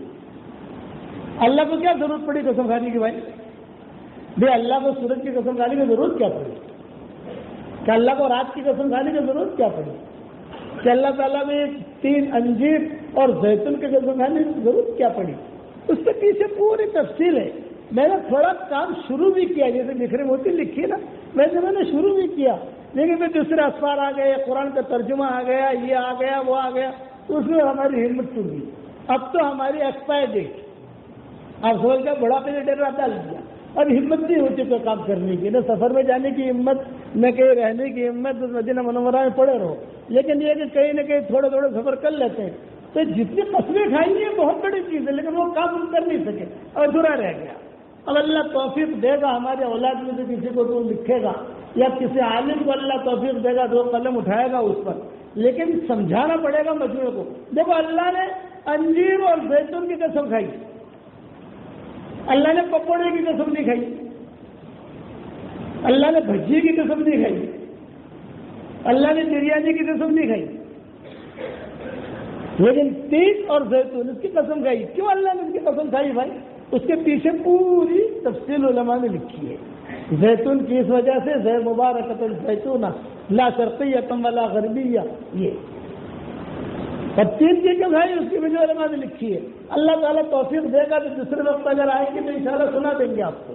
ٹھیک ہے انشاءاللہ. اب تو خدیجہ والا قصہ سن لو اگر وقت پر وہ بیان پورا ہو جائے. حضور صلی اللہ علیہ وسلم جا کر کھڑے رہے. حضرت خدیجہ نے دیکھا کہ کوئی آدمی آ کر کھڑا ہے وہاں, تو حضرت خدیجہ کی ایک سہیلی تھی, اس کا نام تھا نفیسہ. یہ اقرب ترین لڑکی تھی, پرائیویٹ سیکرٹری, ہر وقت ساتھ رہتی تھی. نفیسہ نام تھا. تو نفیسہ کو بلا کر کہا کہ وہ اخیر میں جو لڑکا کھڑا ہے اس کو تم بلا لاؤ یہاں. تو نفیسہ گئی, یہ اشارہ کیا, اشارہ یہ فرمان آپا بلا رہی ہے آپ کو. حضور جو تھے بولے والے 7 دن کے آدمی 23-24 سال کی عمر ہے اچھی تشریف لے آئے. اور خدیجہ نے ایک ہی سوال کیا, ایک ہی سوال کہ من ای عائلہ من ای قریش. اس نے کہا انا محمد ابن عبداللہ ابن عبد المطلب او عبد المطلب. سمجھ گئی کہ حضرت خدیجہ جو ہے یہ عبد المطلب کے اولاد جیسے نہیں تھی, قریشیت ہی نہیں تھی. قریش کے بہت قبیلے تھے وہاں پر, جیسا خالد بن ولید بھی قریشی تھے, حضرت عمر بھی قریشی تھے, ابو بکر بھی قریشی تھے, لیکن وہ شاخیں الگ تھیں. حضور صلی اللہ علیہ وسلم کی شاخ یہ اسماعیل قریشی تھی. اسماعیل علیہ السلام سے چلے تھے وہ لوگ تھے. تو اچھا سمجھ گئی کہ خدیجہ کہتی تھی کہ میں فوراً میرے ذہن میں آ گیا کہ یہ وہی لڑکا ہے جن کا جو یتیم بنا, پھر جو ہے ماں کا انتقال ہو گیا, پھر جو سارا قصہ ذہن میں آ گیا. تو پوچھا حضرت خدیجہ نے بھی کیوں آئے ہو؟ یہ فرمایا کہ میں جو ہے دھندا کرنا چاہتا ہوں, کاروبار وغیرہ, پیسے مجھے مل جائے. تو حضرت خدیجہ نے ایک جملہ کہا محلن کا مطلب ٹھہرے رہی. جتنے لانے والے نے سب کو نمٹایا, پیسے دیے, ایگریمنٹ کیا, یہ کیا وہ کیا وہ کیا, اور یہاں حضور کو بٹھایا اور حضور کو بٹھا کر نفیسہ سے کہا یا نفیسہ اذن منی, کیا قریب آ جاؤ. نفیسہ آئی, یہ کہا اس کا بایو ڈاٹا نکالو, آپ کیا کرتا ہے, کہاں رہتا ہے, کیا شکل ہے ان کی, یعنی ان کے کون ملے ہوئے ہیں, مکہ میں کیا مقام ہے ان کا. حضرت نفیسہ جو ہے وہ گئی اور جا کر, جیسے عورتوں کی عادت ہوتی ہے تحقیق کرنے کی, کوئی بھی تحقیق کروانی ہو تو عورتوں کو دے دو, 5 منٹ میں انشاءاللہ رپورٹ آ جائے گا, 5 منٹ میں. یہ جو ہے اسی طرح میں اللہ کی چیز رکھی ہے. وہ نفیسہ گئی, نفیسہ نے جا کر یہ تحقیق کیا اور پھر آ کر کہا کہ شریف ابن شریف, اتنا شریف ابن شریف, شریف ہے اور شریف کا بیٹا ہے, بس اتنا جملہ کہا. سب کچھ حضرت خدیجہ سمجھ گئی. میرے ابا والد صاحب رحمۃ اللہ علیہ جب مڑ میں ہوتے تھے رضا مسجد میں, تو یہ قصہ آپ کو میں بھی تفصیل سے بیان کرتا ہوں, لیکن اب بیان کا وقت نہیں ہے, اسے کتنا تفصیل سے کھینچے ہم. بس یہ کہ ابا تو بہت عجیب انداز سے بیان کرتے تھے, ہم نے انہیں سے سنا, پھر اپنے اپنی کتابوں میں لکھا, اپنی کتابوں میں پڑھا. ان کے انتقال کے بعد کتابیں پڑھنے کا کچھ موقع ملا, تو پھر ابا کہتے تھے کہ شریف ابن شریف. اتنے جملے میں حضرت خدیجہ سمجھ گئی کہ اس لڑکے کے بارے میں کیا کہنا چاہتی ہے. حضرت خدیجہ نے کہا کہ اچھا آپ کاروبار کیا کرو گے؟ کسی نے کہا کہ مجھے کچھ آتا نہیں ہے, میں جاؤں گا, میں امین ہوں, اور جا کر جو ہے سارا کاروبار وغیرہ کی بھی ترتیب ہوگی. تو حضرت خدیجہ کہتی تھی کہ اللہ نے میرے دل میں الہام کیا کہ اس لڑکے کو اکیلا مت بھیجو, اپنے غلام کو ساتھ کرو. غلام ساتھ جائے, دونوں ساتھ جائیں. جب دونوں ساتھ جائیں گے تو ایک دوسرے کی عادت کا ہی پتہ چلے گا, اور لڑکے بیٹھا اور سامنے آئے گا. چنانچہ ہم نے غلام کو ساتھ چل لیا اور پیسے بھی دے دیے, اور کہا کہ تمہارا اتنا میرا اتنا, جو بھی کاروباری ترتیب ہوتی ہے ٹرمس کنڈیشن وہ طے ہو گیا. اور طے ہونے کے بعد حضور صلی اللہ علیہ وسلم روانہ ہو گئے, غلام بھی ساتھ چلا گیا.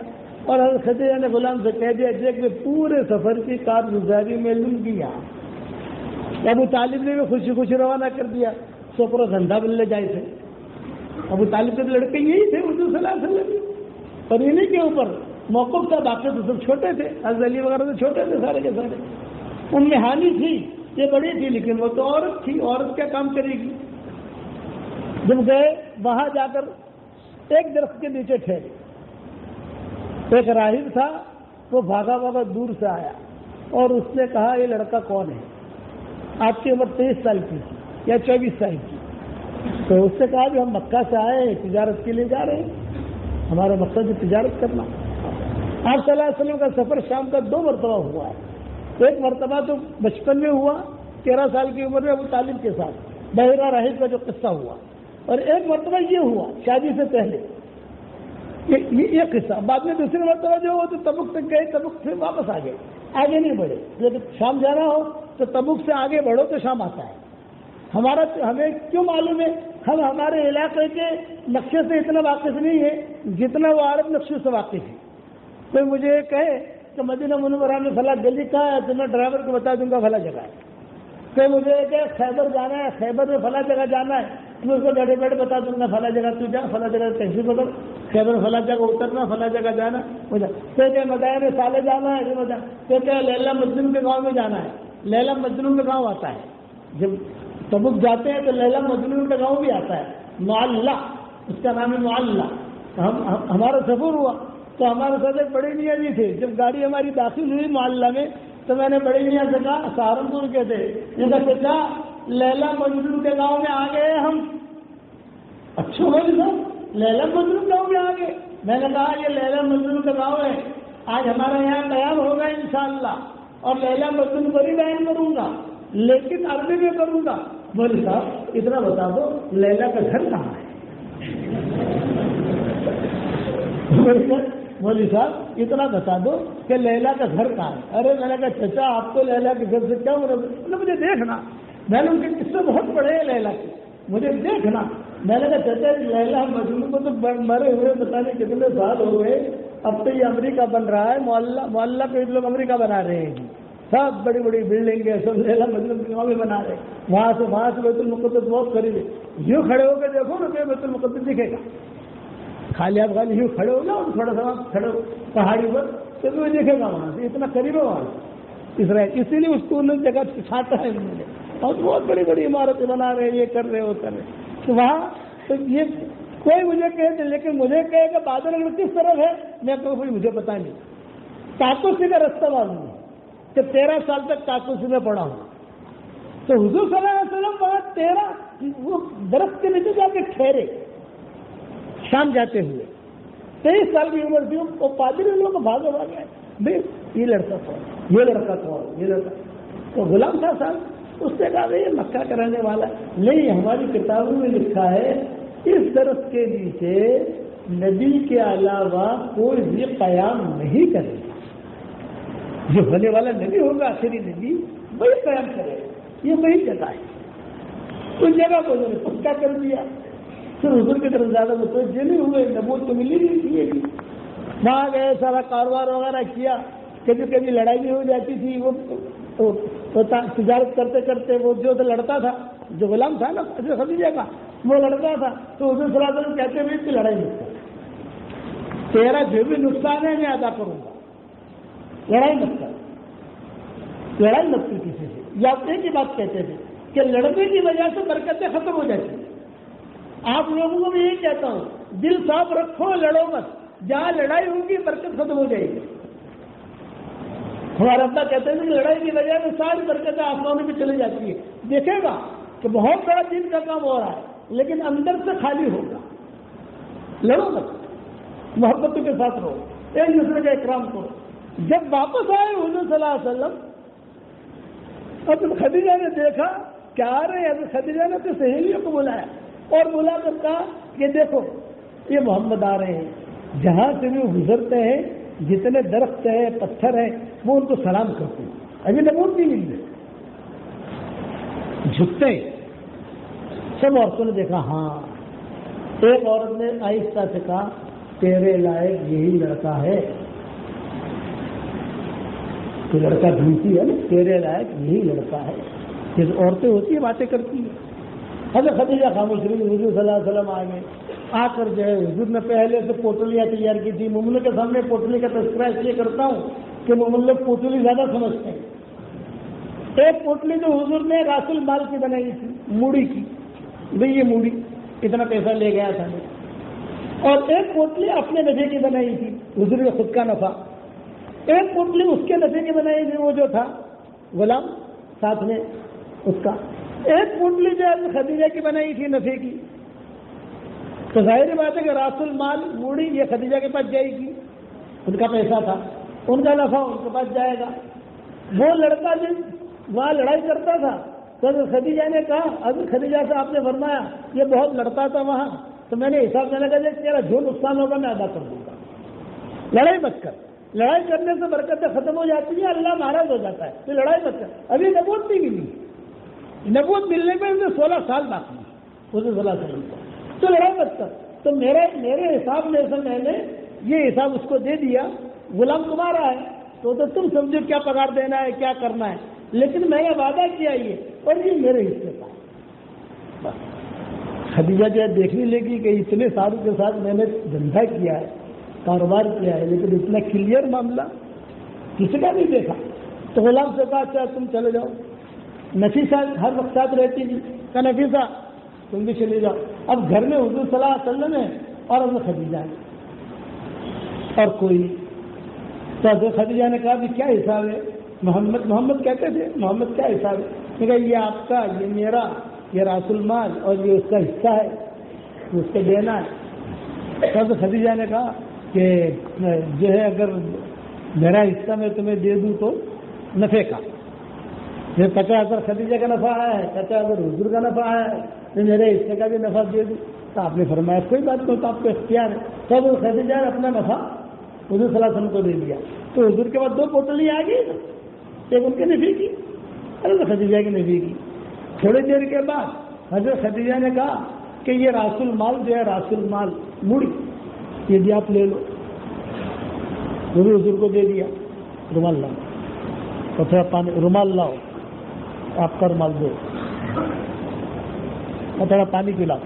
یہ بادہ گڑھ والے کے بارے میں میرے ابا نے کہا تھا یہاں سے مجھے خوشبو آ رہی ہے، تو مجھے بھی مزہ آ رہا ہے بیان کرنے میں، حالانکہ تھکا ہوا ہوں.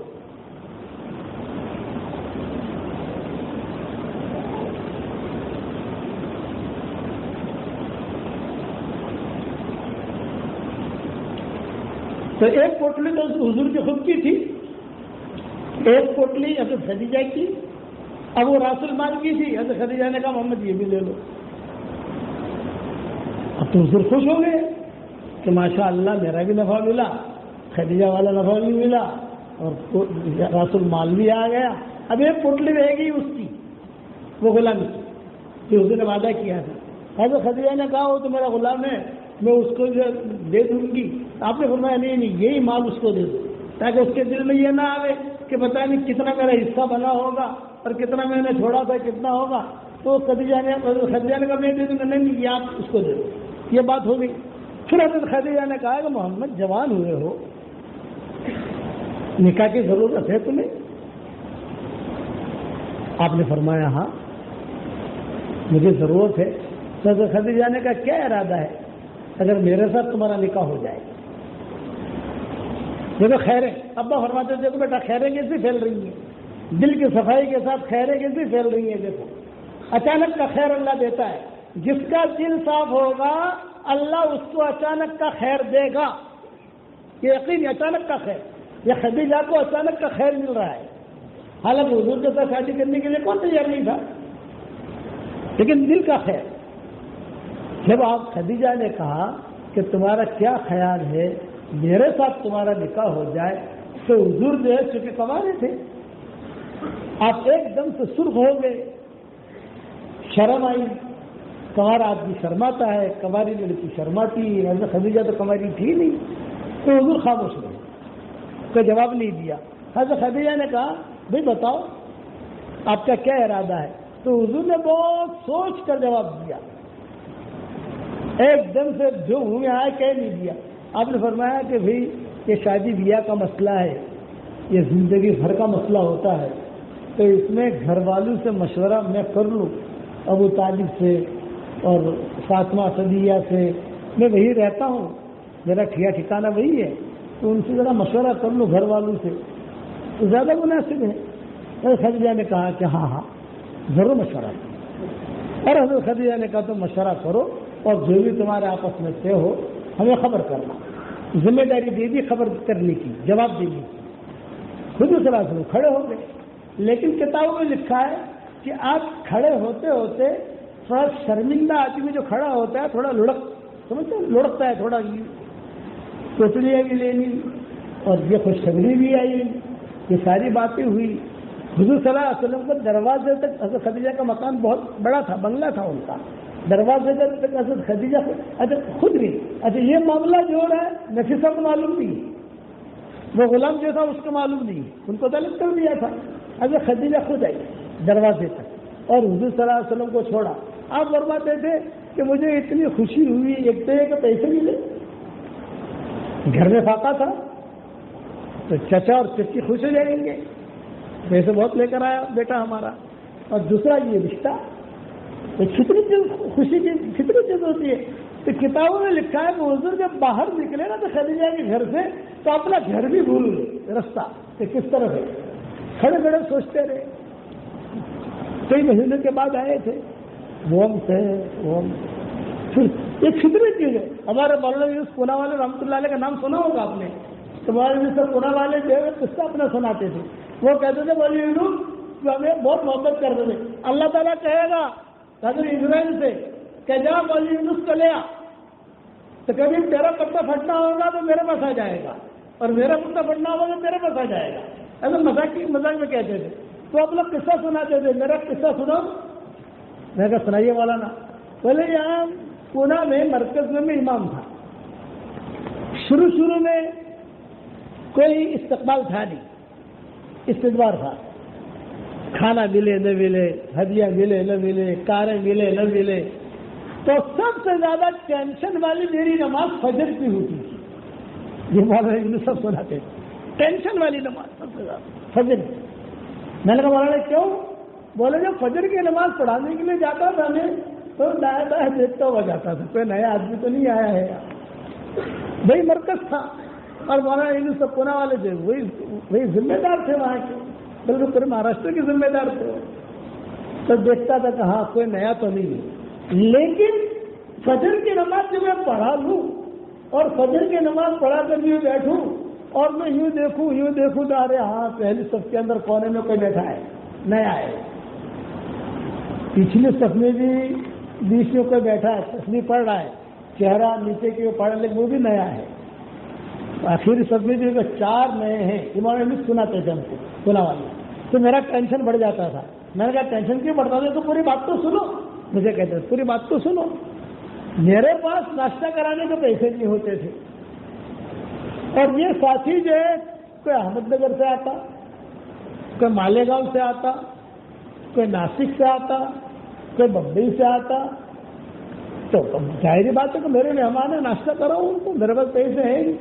تو میں سیٹنگ کرتا کہ ان کو ناشتہ کیسے کراؤں گا, اپنے پاس پیسے ہیں نہیں. سامنے آ کر بیٹھ گئے, السلام علیکم. میں کہا وعلیکم السلام, ہنس کر جواب دینا, وعلیکم السلام ماشاء اللہ. آپ کہاں سے آئے؟ میں کہا ناسک سے. تم احمد نگر سے, تم کے مالیگاؤں, آپ بمبئی سے. اچھا آپ لوگوں کو کیسا آنا ہوا؟ تو ناسک والے کہتے کہ ہمارے یہاں ساتھی میں تھوڑا سا انتشار ہوا ہے, خصوصی ملاقات کیسے کرنی, عمومی ملاقات کیسے کرنی, خصوصی گشت کیسے کرنا. اس میں اچھا ٹھیک ہے بمبئی والوں تم کیسے آئے؟ یہ نا ہمارے یہاں جو ہے ایک مسئلہ چلا ہے وہاں پر, وہاں کچھ اصول کے بھی تبلیغ جو ہے کام تھوڑا بڑھ رہا ہے, تب کیسے کام کرنا ذرا مولانا سے کچھ کراؤ. بس تم ناسک سے. سب جگہ لڑائیوں کی خبریں تھی اس دور میں, اب تو زیادہ ہو گئی. اس دور میں لڑائیوں کی خبریں تھی. تو میں مولانا پونا والے کہتے, میں ان کو یہ کہتا بھی آپ لوگ آئے ہو, ابھی تو جو ہے یہاں رہو گے آپ لوگ, بہت تک تو رہو گے, ہاں تو پھر ناشتہ واشتہ کرو گے؟ ہاں مولانا ناشتہ تو کریں گے. پوری رات سفر کر کے آئے, بغیر ناشتے کے کیسے جاؤ گے ہم؟ ناشتہ تو کریں گے. تو مولانا کہتے تھے بھائی دیکھو میرے پاس ناشتہ کرانے کے پیسے نہیں ہیں, لیکن تمہاری سفید کرا دیتا ہوں. وہ بڑے میاں جو بیٹھے کونے میں دیکھے آپ نے, قرآن پڑھ رہے ہیں, داڑھی ہل رہی ہے ان کی. ہاں تو خالی وہاں چلے جاؤ, 4 روپے 4, اور 4 جا کر وہ سلام علیکم کتنا کو, تو غصے میں جواب دیں گے وعلیکم السلام, گھبرانا مت. تو غصے میں جواب دے گے تو تم گھبرانا مت, ڈر جانا ان کے پاس. تمہیں قرآن پڑھتے جائیں گے, تمہیں دیکھتے جائیں گے, قرآن پڑھتے جائیں گے, تمہیں دیکھتے جائیں گے, تو گھبرانا مت, بیٹھے رہنا. قرآن پڑھتے پھر آخر کار وہ قرآن بند کریں گے. ہاں بتاؤ کیوں آئے ہو, کہاں سے آئے ہو؟ تو تم کہہ رہا میں ناسک سے آیا ہوں, میں مالیگاؤں سے آیا ہوں, میں بمبئی سے آیا ہوں. تو پوچھیں گے کیوں آئے ہو؟ یہ کہا ہم نے سنا ہے کہ آپ کو بیوی کی ضرورت ہے, تو ہمارے یہاں مالیگاؤں میں ایک عالمہ ہے, مطلقہ ہے, مالدار بھی ہے اور بہت دیندار بھی ہے, آپ کو دیکھے بھی. اچھا بمبئی سے تم کیوں آئے؟ پھر ہمارے یہاں جو ایک شیخ برادری کی عورت ہے تو اچھا تم کیوں آئے؟ تو ہم بھی آپ کا رشتہ لے کر آئے ہیں ناسک سے. کہ آپ کیوں آئے؟ احمد نگر سے, ہم بھی آپ کریں. اچھا ٹھیک ہے, آپ 4 جو رشتہ لے کر آئے ہو میرا, اللہ آپ کو جزائے خیر دے. اب لوگ اشراق میں جو 15 منٹ باقی ہیں, اپنی اشراق کی نماز پڑھ لیتے ہیں, باہر جا کر ناشتہ کر دیں, وہاں مشورہ کرتے ہیں. تو مولانا کہتے ہیں یہ جواب دیں کہ تمہارا ناشتہ فری ہو جائے گا. میرے پاس تو پیسے ہے نہیں کہ تمہارا. تو یہ نکاح کرانا، نکاح کی بات یہ فطری طور پر آدمی کو ایک خوشی، اگر پر پوتے کا بھی نکاح ہوگا تو پر دادا پیدا ہوگا، اس کے دل میں بھی نہیں ہو گیا یہ مجلس میری ہوئی، یہ اللہ نے فطرت میں یہ بات رکھی ہے۔ تو حضرت حضور صلی اللہ علیہ وسلم مجھے پتا چلا کہ یار پیسے بھی آئے، جوانی بھی تھی کہا، تو حضور صلی اللہ علیہ وسلم بلکہ تھا انہوں نے کیا کر، ظاہر بات ہے کہ 23 سال کی عمر میں تو کچھ نہ کچھ باتیں یاد رہتی ہے، اور نبی کو تو بہت باتیں یاد رہتی ہے، اپنے گھر کا رستہ ہی بھول گئے۔ تو مولانا یونس پورا والے کہتے تھے کہ ایسا میں نے کئی لوگوں کے راستے کروا دیے، ایک مرتبہ بڑے بھی آئے میرے پاس، آئے والے یونس ایک بات کا جواب دے کہ کئی لوگ آتے ہیں ناشتہ کر کے جاتے ہیں، کوئی شادی تو کراتا نہیں ہے، اور روزانہ پتہ نہیں کہاں سے آ جاتے ہیں یار، اتنے ہزار تو میرے ناشتے میں چلے گئے ان کے۔ تو مولانا کہتے تھے چچا اللہ کے راستے میں خرچ ہوا، وہ میں ہی بھیجتا تھا، اب میں کرا دیتا ہوں ان کا ناشتہ، میرے پاس پیسے نہیں ہوتے تھے اس پر بھیجتا تھا، اب مجھے اللہ نے پیسے دیے، اب ان کا ناشتہ میں ہی کرا دیتا ہوں۔ تو وہ بہت غصہ ہو گیا، تو نے میرے پیسے سے ضائع کر دیے، شادی بھی نہیں کروائی۔ پھر مولانا کہتے تھے میں ان کی مذاق کرتا تھا، جب گھر پہ جاتے ہو نا تو کوئی بڑھیا رستے میں بیٹھی ہوئی ملتی ہے تم کو، تو بڑھیا دیکھتے ہاں ایک ذرا گوری چٹی بڑھیا بیٹھتی ہے، وہ بڑھیا نہیں ہے، وہ جوان ہے، تم اس سے شادی کر لو، 7 شوہروں کا مال اس کے پاس ہے، 7 شوہروں کا مال اس کے پاس ہے، تیرے پاس بھی مال آئے گا۔ یہ مولانا کہتے تھے بڑے میاں، وہ بڑے میاں میں انتقال ہو گیا اور مولانا ہندوستان میں انتقال ہو گیا، تو یہاں حضور بھی خوش ہو گئے، یہ فطری چیز ہے۔ یہاں آئے، گھر پر آ کر بیٹا آیا بیٹا آیا بیٹا آیا بیٹا آیا، ابو طالب بھی خوش، ام ہانی بھی خوش، حضرت علی بھی خوش، وہ بھی خوش، وہ بھی خوش، او ماشاء اللہ ماشاء اللہ۔ اب یہ تو بچے تھے سارے کے سارے بیٹھے، اور بیٹھ کر جو ہے بھئی یہ پوتلی مجھے ہدیہ دے دی، یہ میری ہے، بہت اچھا۔ ابو طالب تو بہت خوش ہو گئے، اتنا مال ابو طالب نے کبھی دیکھا بھی نہیں تھا، کبھی نہیں دیکھا تھا، سونے چاندی ہیرے جواہرات۔ پھر جو ہے حضور صلی اللہ علیہ وسلم نے بات کی، ایک بات پرائیویٹ ہے جو مجھے ابا اور امی کے سامنے کہنی ہے، یعنی ابو طالب اور فاطمہ سے دیا، جاؤ تم لوگ جاؤ۔ کیا یہ فرمایا خدیجہ نے اپنی شادی کا نکاح، اپنی شادی کا پیغام، نکاح کا پیغام میرے ساتھ رکھا، یہ کہا محمد تم میرے ساتھ نکاح کرو گے؟ تو ابو طالب نے کیا جواب دیا؟ تو نے خواب دیکھا ہوگا، تو نے خواب دیکھا ہوگا۔ فاطمہ صدیہ نے کہا کہ نہیں، کیوں خواب دیکھا ہوگا؟ میرا لڑکا اس سے زیادہ قیمتی ہے، میرا محمد اس سے زیادہ قیمتی، اب تحقیق کرو جا کر، یہ جھوٹ تھوڑی بولتا ہے، اب تحقیق کرو۔ تو عورتوں کی عادت ہوتی ہے جلدی بھیجنے کی، یہ کہا کل نہیں ابھی جاؤ، یہ ابھی آیا ہے ابھی جاؤ، فوراً جاؤ اور تحقیق کرو۔ تو ابو طالب کو بھیجا، اور حضور صلی اللہ علیہ وسلم تو اپنے کپڑے وغیرہ بدلنے میں رہ گئے، سفر سے آئے تھے، کپڑے وغیرہ بدلنا کرنا، سفر میں آدمی تھکا ہارا ہوتا ہے، وہ آ کر حضور تو اپنے کام میں مشغول ہو گئے، اور یہ ابو طالب گئے وہاں جا کر دروازہ کھٹکھٹایا تو وہ نفیسہ نکلی۔ نفیسہ کو پہچانتے ہو نا بھائی؟ آج کون ہو تم؟ یہ کہا بھی ہمیں آپا سے ملنا ہے، فرمایا بھی آپا تو آج نہیں ملے گی، کل ملے گی۔ حضرت خدیجہ نے سن لیا، من علی الباب، من علی الباب، دروازے پر کون ہے؟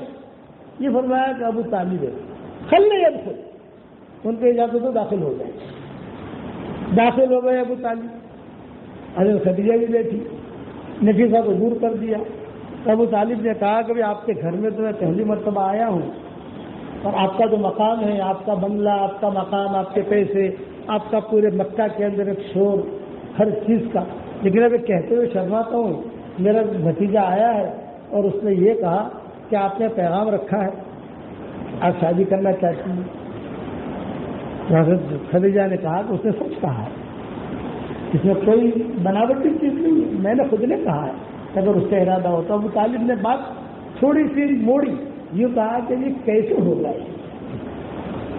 ہم تو فقیر لوگ ہیں، ہمارے پاس تو مکان بھی نہیں ہے، ہمارا مکان بھی نہیں ہے، ہمیں کھلانے کا خرچہ ہے، اس بھی نہیں ہمارے پاس، جو کما کے لایا یہ زندگی کا پہلا ہے جو لایا محمد اتنا پیسہ جو آپ نے ہدیہ دیا، یہ کیسے ہوگا؟ تو حضرت خدیجہ نے کہا کہ دیکھو خرچے کا فکر نہ کرو، سارا خرچہ کل نفقات علی راسی، سارے خرچے میرے سر پر، کھانا، مکہ والوں کا ولیمہ کرنا، مکہ والوں کو دینا، بڑی عورت تھی نا، تو سارا میرے ذمہ ہے، تو ابو طالب نے کہا کہ تمہارے رشتے دار کیسے تیار ہوں گے، یہ مسئلہ ہے۔ ان کے والد بعض روایتوں میں اس وقت زندہ تھے اور بعض روایتوں میں کہ انتقال ہو گیا تھا، لیکن اکثر مورخین لکھتے ہیں کہ وہ زندہ تھے۔ تو یہ ابو طالب نے کہا کہ تمہارے والد کیسے تیار ہوں گے، تمہارا نکاح محمد کے ساتھ، یہ کیسے تیار ہوں گے، سمجھ میں نہیں آتی بات۔ حضرت خدیجہ نے کہا کہ دیکھو، میں روزانہ سورج غروب ہونے کے بعد میرے والد کو ایک شراب کی بوتل روزانہ پلاتی ہوں، یہ میرا معمول ہے۔ جہاں سورج غروب ہو گیا تو ایک شراب کی بوتل پلا دیتی ہوں، تو پوری رات وہ سکون سے سو جاتے ہیں۔ لیکن جب کوئی اہم کام مجھے کرانا ہوتا ہے، کوئی اہم کام، تو 2 بوتلیں شراب کی پلا دیتی ہوں۔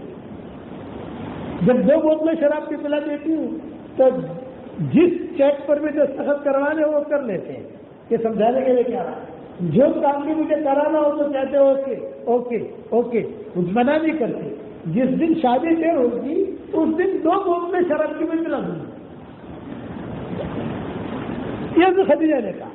ابو طالب بھی سمجھ گئے کہ ہاں یہ سمجھدار عورت ہے، یعنی سب سیٹنگ کر کے رکھی ہے اس نے۔ کہا پھر کیا شادی کی تاریخ طے ہوئی، حضور صلی اللہ علیہ وسلم بھی دلہا بننے کے لیے تیار ہو گئے اور حضور کے ساتھ حضرت عثمان ابن مظعون۔ عثمان ابن مظعون جو تھے یہ حضور صلی اللہ علیہ وسلم کا لنگوٹیے دوست تھے، حضور کا لنگوٹیے دوست 2، ایک عثمان ابن مظعون اور ایک حضرت حمزہ۔ لیکن حضرت حمزہ چونکہ حضور کے چچا جی تھے اس لیے وہ حضور زیادہ بے تکلف نہیں ہوتے تھے ان سے۔ کہ عبداللہ کو 2 لڑکیاں دکھائی گئی تھی حضور کے والد کو، حضور کے والد کو کہا تھا 2 لڑکیاں مکہ میں ہیں، ہم نے پسند کیے تیرے لیے، تجھے جو پسند ہو وہ تو اس سے نکاح کر لے۔ ایک لڑکی تھی آمنہ، ایک لڑکی تھی حالہ، ان دونوں کو بٹھایا اور ان دونوں کو بٹھا کر کہا عبد المطلب نے کہ بیٹا اس سے شادی کر لے یا ایسے شادی کر لے، تجھے کون سی پسند ہے؟ تو عبداللہ نے کہا مجھے آمنہ پسند ہے۔ تو آمنہ کے ساتھ نکاح ہو گیا، حضور صلی اللہ علیہ وسلم پیدا ہوئے۔ اب حالہ بچ گئی تو دادا نے کہا بے حالہ کے ساتھ میرا نکاح کرا دو۔ تو عبد المطلب کا نکاح ہوا حالہ کے ساتھ۔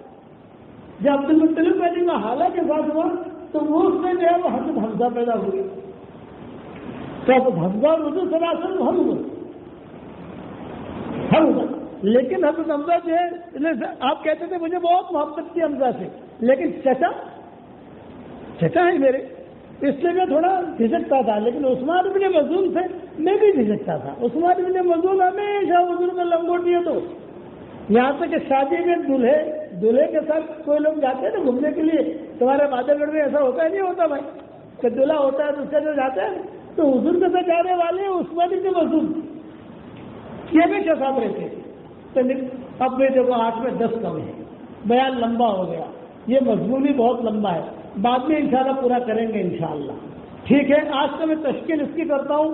ایک تو تشکیل بیان یہ مضمون بہت لمبا چھڑ گیا ہے، میرے ابا نے کہا تھا یہاں نور نظر آتا ہے، مجھے تو زیادہ نور نظر آ گیا ہے یہاں، ماشاءاللہ۔ اللہ اپنی محبت کو قبول فرمائے، بعد میں کبھی سنا دیں گے اس کا سلسلہ بعد میں کیا ہوا۔ ایسے تو صرف ایک تشکیل کرتا ہوں، سارا مجمع یہ نیت کرے اور اللہ کے ساتھ وعدہ بھی کرے کہ ہم انشاءاللہ دعوت کے کام کو اپنا کام بنائیں گے۔ ایک بات، دوسرا ہماری جو شورا کی ترتیب ہے سیدھی سادھی، کوئی لڑائی نہیں، کوئی لپن جھپن نہیں، مشورے کے اندر ساتھی بیٹھتے ہیں، ایک امیر طے کرتے ہیں، وہ امیر فیصلہ کر لیتا ہے اور ہماری جماعتیں اللہ کے راستے میں روانہ ہو جاتی ہیں۔ اس ترتیب پر چلیں گے تو انشاءاللہ۔ اور تیسری بات یہ کہ اب آپ کے یہاں اجتماع شروع ہو رہے ہیں، مجھے تاریخوں کا علم نہیں ہے، میں تو 10 دن کے لیے آیا ہوں یہاں، پھر چلا جاؤں گا مدینہ منورہ انشاءاللہ۔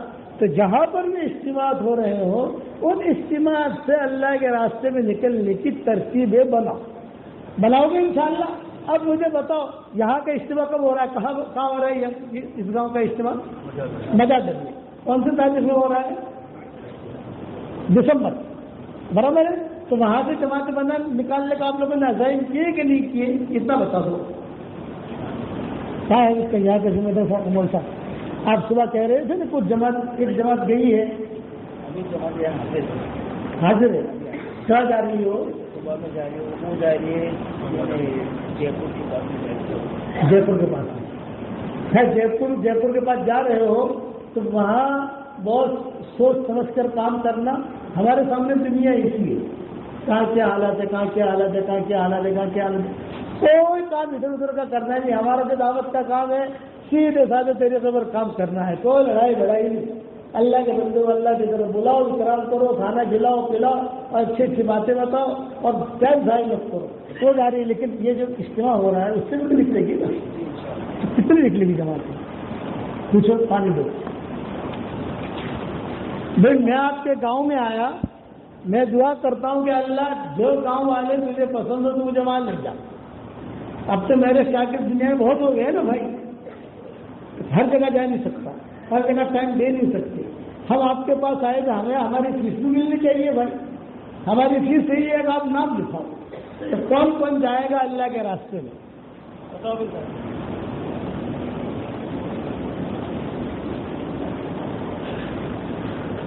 یہ لکھو نام ان کا.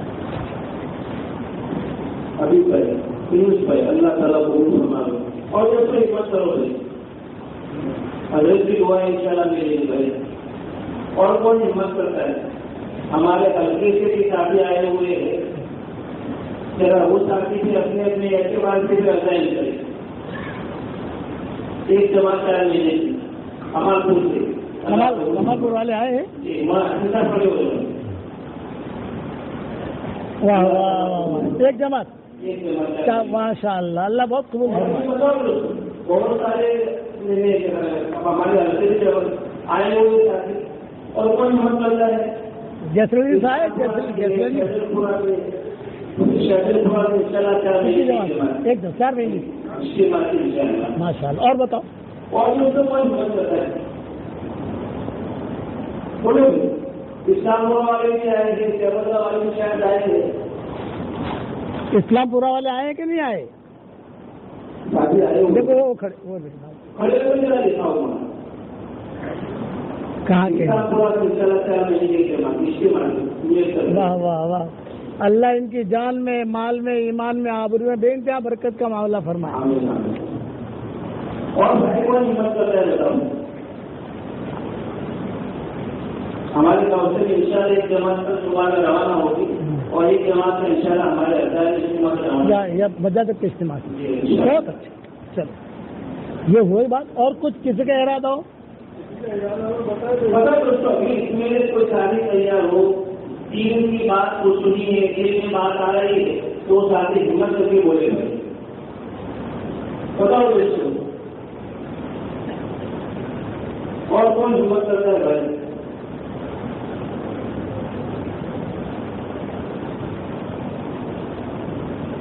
ہمارے پاس ابھی ٹائم بھی ہے. ماشاء اللہ کی بات سنی ہے, اپنے گھروں میں جا کے مشورے کرے اور اجتماع میں پہلے جو ہے اپنے گھر میں ایک ساتھی کو بھیجنے کی کوشش کرے. اور صبح سے ان شاء اللہ ہماری جو جماعت روانہ ہونے والی ہے وہ ان شاء اللہ ہمارے حضرت کا بھی مسافہ ہوگا. اور جو جماعت کی اسٹوڈنٹ کی وہ بھی ان شاء اللہ صبح میں روانہ ہوگی اور جو ان کا بھی ان شاء اللہ مسافہ ہوگا. 2 ساتھی بھی آ جائیں گے. 4 مہینے والے ساتھی کہاں کھڑے ہو جاؤ. 4 مہینے والے ساتھی کہاں کھڑے ہو جاؤ. جو جماعت ہماری تیار کیا ہوگی اور ہمارے جو اسٹوڈنٹ کی وہ جماعت کرنی ہوں گے وہ جہاں پر بھی کچھ تو کھڑے ہو جاؤ. آگے آ جاؤ ساتھی, آ جاؤ آگے. صبح سے ان شاء اللہ ایک ساتھی میں روانہ ہوں, 25 ساتھی کی جماعت ہے. 12 ساتھی ان شاء اللہ کریں گے. ہمارا تیار ہے.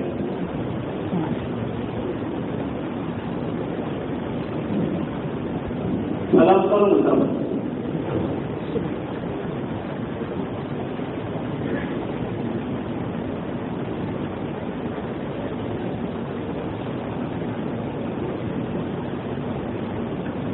یہ اسٹوڈنٹ کی جماعت ہے. کہاں جا رہی ہے؟ یہ جا رہی ہے احمدآباد میں. اچھا. سرکٹ میں.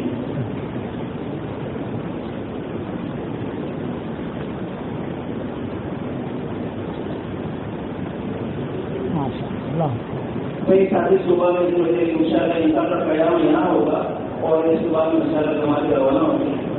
مولانا ہمارے دعوت کی ہمیں دعوت کی قبول کیا, ہم پورے دعوت کے اوپر حضرت کا شکر ادا کرتے ہیں. ان شاء اللہ حضرت ہماری سروائی بھی کریں گے. ماشاء اللہ جن لوگوں نے نام ارادہ کیا ہے اجتماع سے نکلنے کا، میں انشاءاللہ وعدہ کرتا ہوں کہ مدینہ منورہ جا کر ان کے لیے دعا کروں گا انشاءاللہ۔ آپ کا کام یاد دلانا، میں صرف یاد دلا دینا، میرا جنات ہر وقت ساتھ رہتا ہے، یہ جو مجھے یاد دلا دیتا ہے جہاں جاؤ یہ کرنا یہ کرنا یہ کرنا۔ باقی بھی اگر کسی کا ارادہ ہوگا مدینہ کی دعا چاہیے بھائی، نام لکھوا دو۔ مومن بہت ہوشیار ہو گئے، بالغ ہو گئے، پہلے نابالغ تھے، اب ماشاءاللہ ہوشیار ہو گئے۔ اور میں کہتا ہوں کہ اللہ کا شکر ادا کرو کہ اللہ تعالیٰ نے ہماری اس پٹے کو، جو علاقہ ہمارا جو ہے ممنوع کا، اتنا برکتی بنایا ہے کہ یہاں مدارس بھی ہے، علماء بھی ہے، دینداری بھی ہے۔ اور میں تو دنیا بھر میں جاتا ہوں، لوگ ہم سے پوچھتے ہیں کہ حضرت ہمارے ملک کے یہ حالات ہیں، ہم ہجرت کرنا چاہتے ہیں۔ میں نے کہا ہجرت کرنے کے لیے سب سے بہترین جگہ تو ہے مکہ مدینہ، اس سے اچھی جگہ تو نہیں ہے۔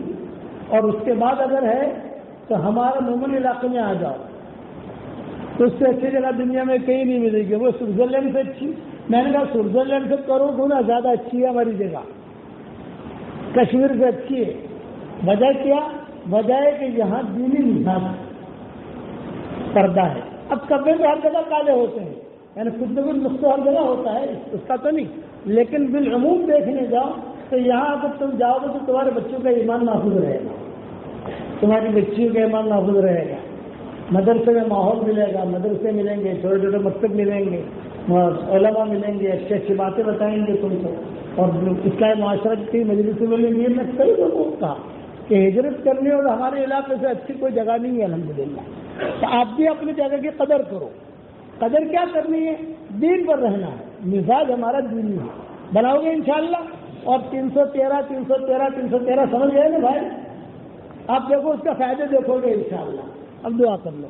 اللهم صل على محمد وعلى آل محمد كما صليت على إبراهيم وعلى آل إبراهيم إنك حميد مجيد اللهم لك الحمد كله ولك المن كله لك الشكر كله ولك الملك كله لك الخلق كله ولك الفضل كله وإليك يرجع الأمر كله وإليك يصعد الكلم الطيب كله اللهم لك الحمد بالإسلام لك الحمد بالإيمان لك الحمد بالقرآن لك الحمد حتى ترضى لك الحمد إذا رضيت لك الحمد بعد الرضا اللهم آت نفوسنا تقواها وزكها أنت خير من زكاها أنت وليها ومولاها اللهم لا تردنا خائبين بل ردنا إلى ديننا ردا جميلا اللهم لا تجعل فينا ولا منا ولا معنا شقيا ولا محروما ولا مطرودا يا ذا الجلال والإكرام اللهم انصر دينك وكتابك اللهم أعز الإسلام والمسلمين اللهم انصر إخواننا المستضعفين في كل مكان حيثما كانوا وأينما كانوا اللهم انصر المجاهدين في كل مكان حيثما كانوا وأينما كانوا يا ذا الجلال والإكرام اے اللہ ہمارے گناہوں کو معاف فرما، اے اللہ ہماری خطاؤں سے درگزر فرما، اے اللہ پورے بادے گڑھ والوں کو قبول فرما، ان کے عورتوں کو قبول فرما، ان کے بچوں کو قبول فرما، ان کے اینٹ کو قبول فرما، ان کے ذرے ذرے کو قبول فرما، ان کے پوتے پوتیوں کو قبول فرما، ان کے نواز کو قبول فرما، پورے بادے گڑھ والوں کو قبول فرما، جنہوں نے تیرے راستے میں نکلنے کا عزائم کیے، ارادے کیے، اجتماع سے نکلنے کے ارادے کیے، عافیت کے ساتھ ان کا نکلنا آسان فرما۔ اے اللہ اس پورے دور میں کوئی بے نمازی نہ رہے، تو اس کے غیر سے صورت و شکل پیدا فرما۔ اے اللہ جو میری تشکیل پر روزانہ 313 مرتبہ سورہ اخلاص پڑھے، 313 مرتبہ درود شریف پڑھے، 313 مرتبہ استغفار پڑھے، اے اللہ اس کی ساری دعاؤں کو قبول فرما، اس کی ساری حاجتوں کا تو غیر سے تکفل فرما۔ اے اللہ جس نے مجھے دعاؤں کے لیے کہا ہو، دعاؤں کے لیے خطوط میں لکھا ہو، جن کا ہم پر کسی قسم کا ہم پر احسان ہو، یا جو مجھے اپنی دعاؤں میں یاد کرتے رہتے ہوں، یا مائیں بہنیں مجھے اپنی دعاؤں میں یاد کرتے رہتی ہوں، ہماری ساری دعاؤں میں ان کا پورا حصہ نصیب فرما۔ اے اللہ جن کے لڑکے اور لڑکیاں شادی کے لائق ہوں، غیر شادی شدہ ہوں، بہترین جوڑوں گا ان کے لیے انتظام فرما، جن کے اولاد ہوں نیک صالح اولاد انہیں نصیب فرما، جن کے اولاد سے ہے مگر نافرمان ہے ان کے نافرمان اولاد کو تو فرما بردار بنا دے۔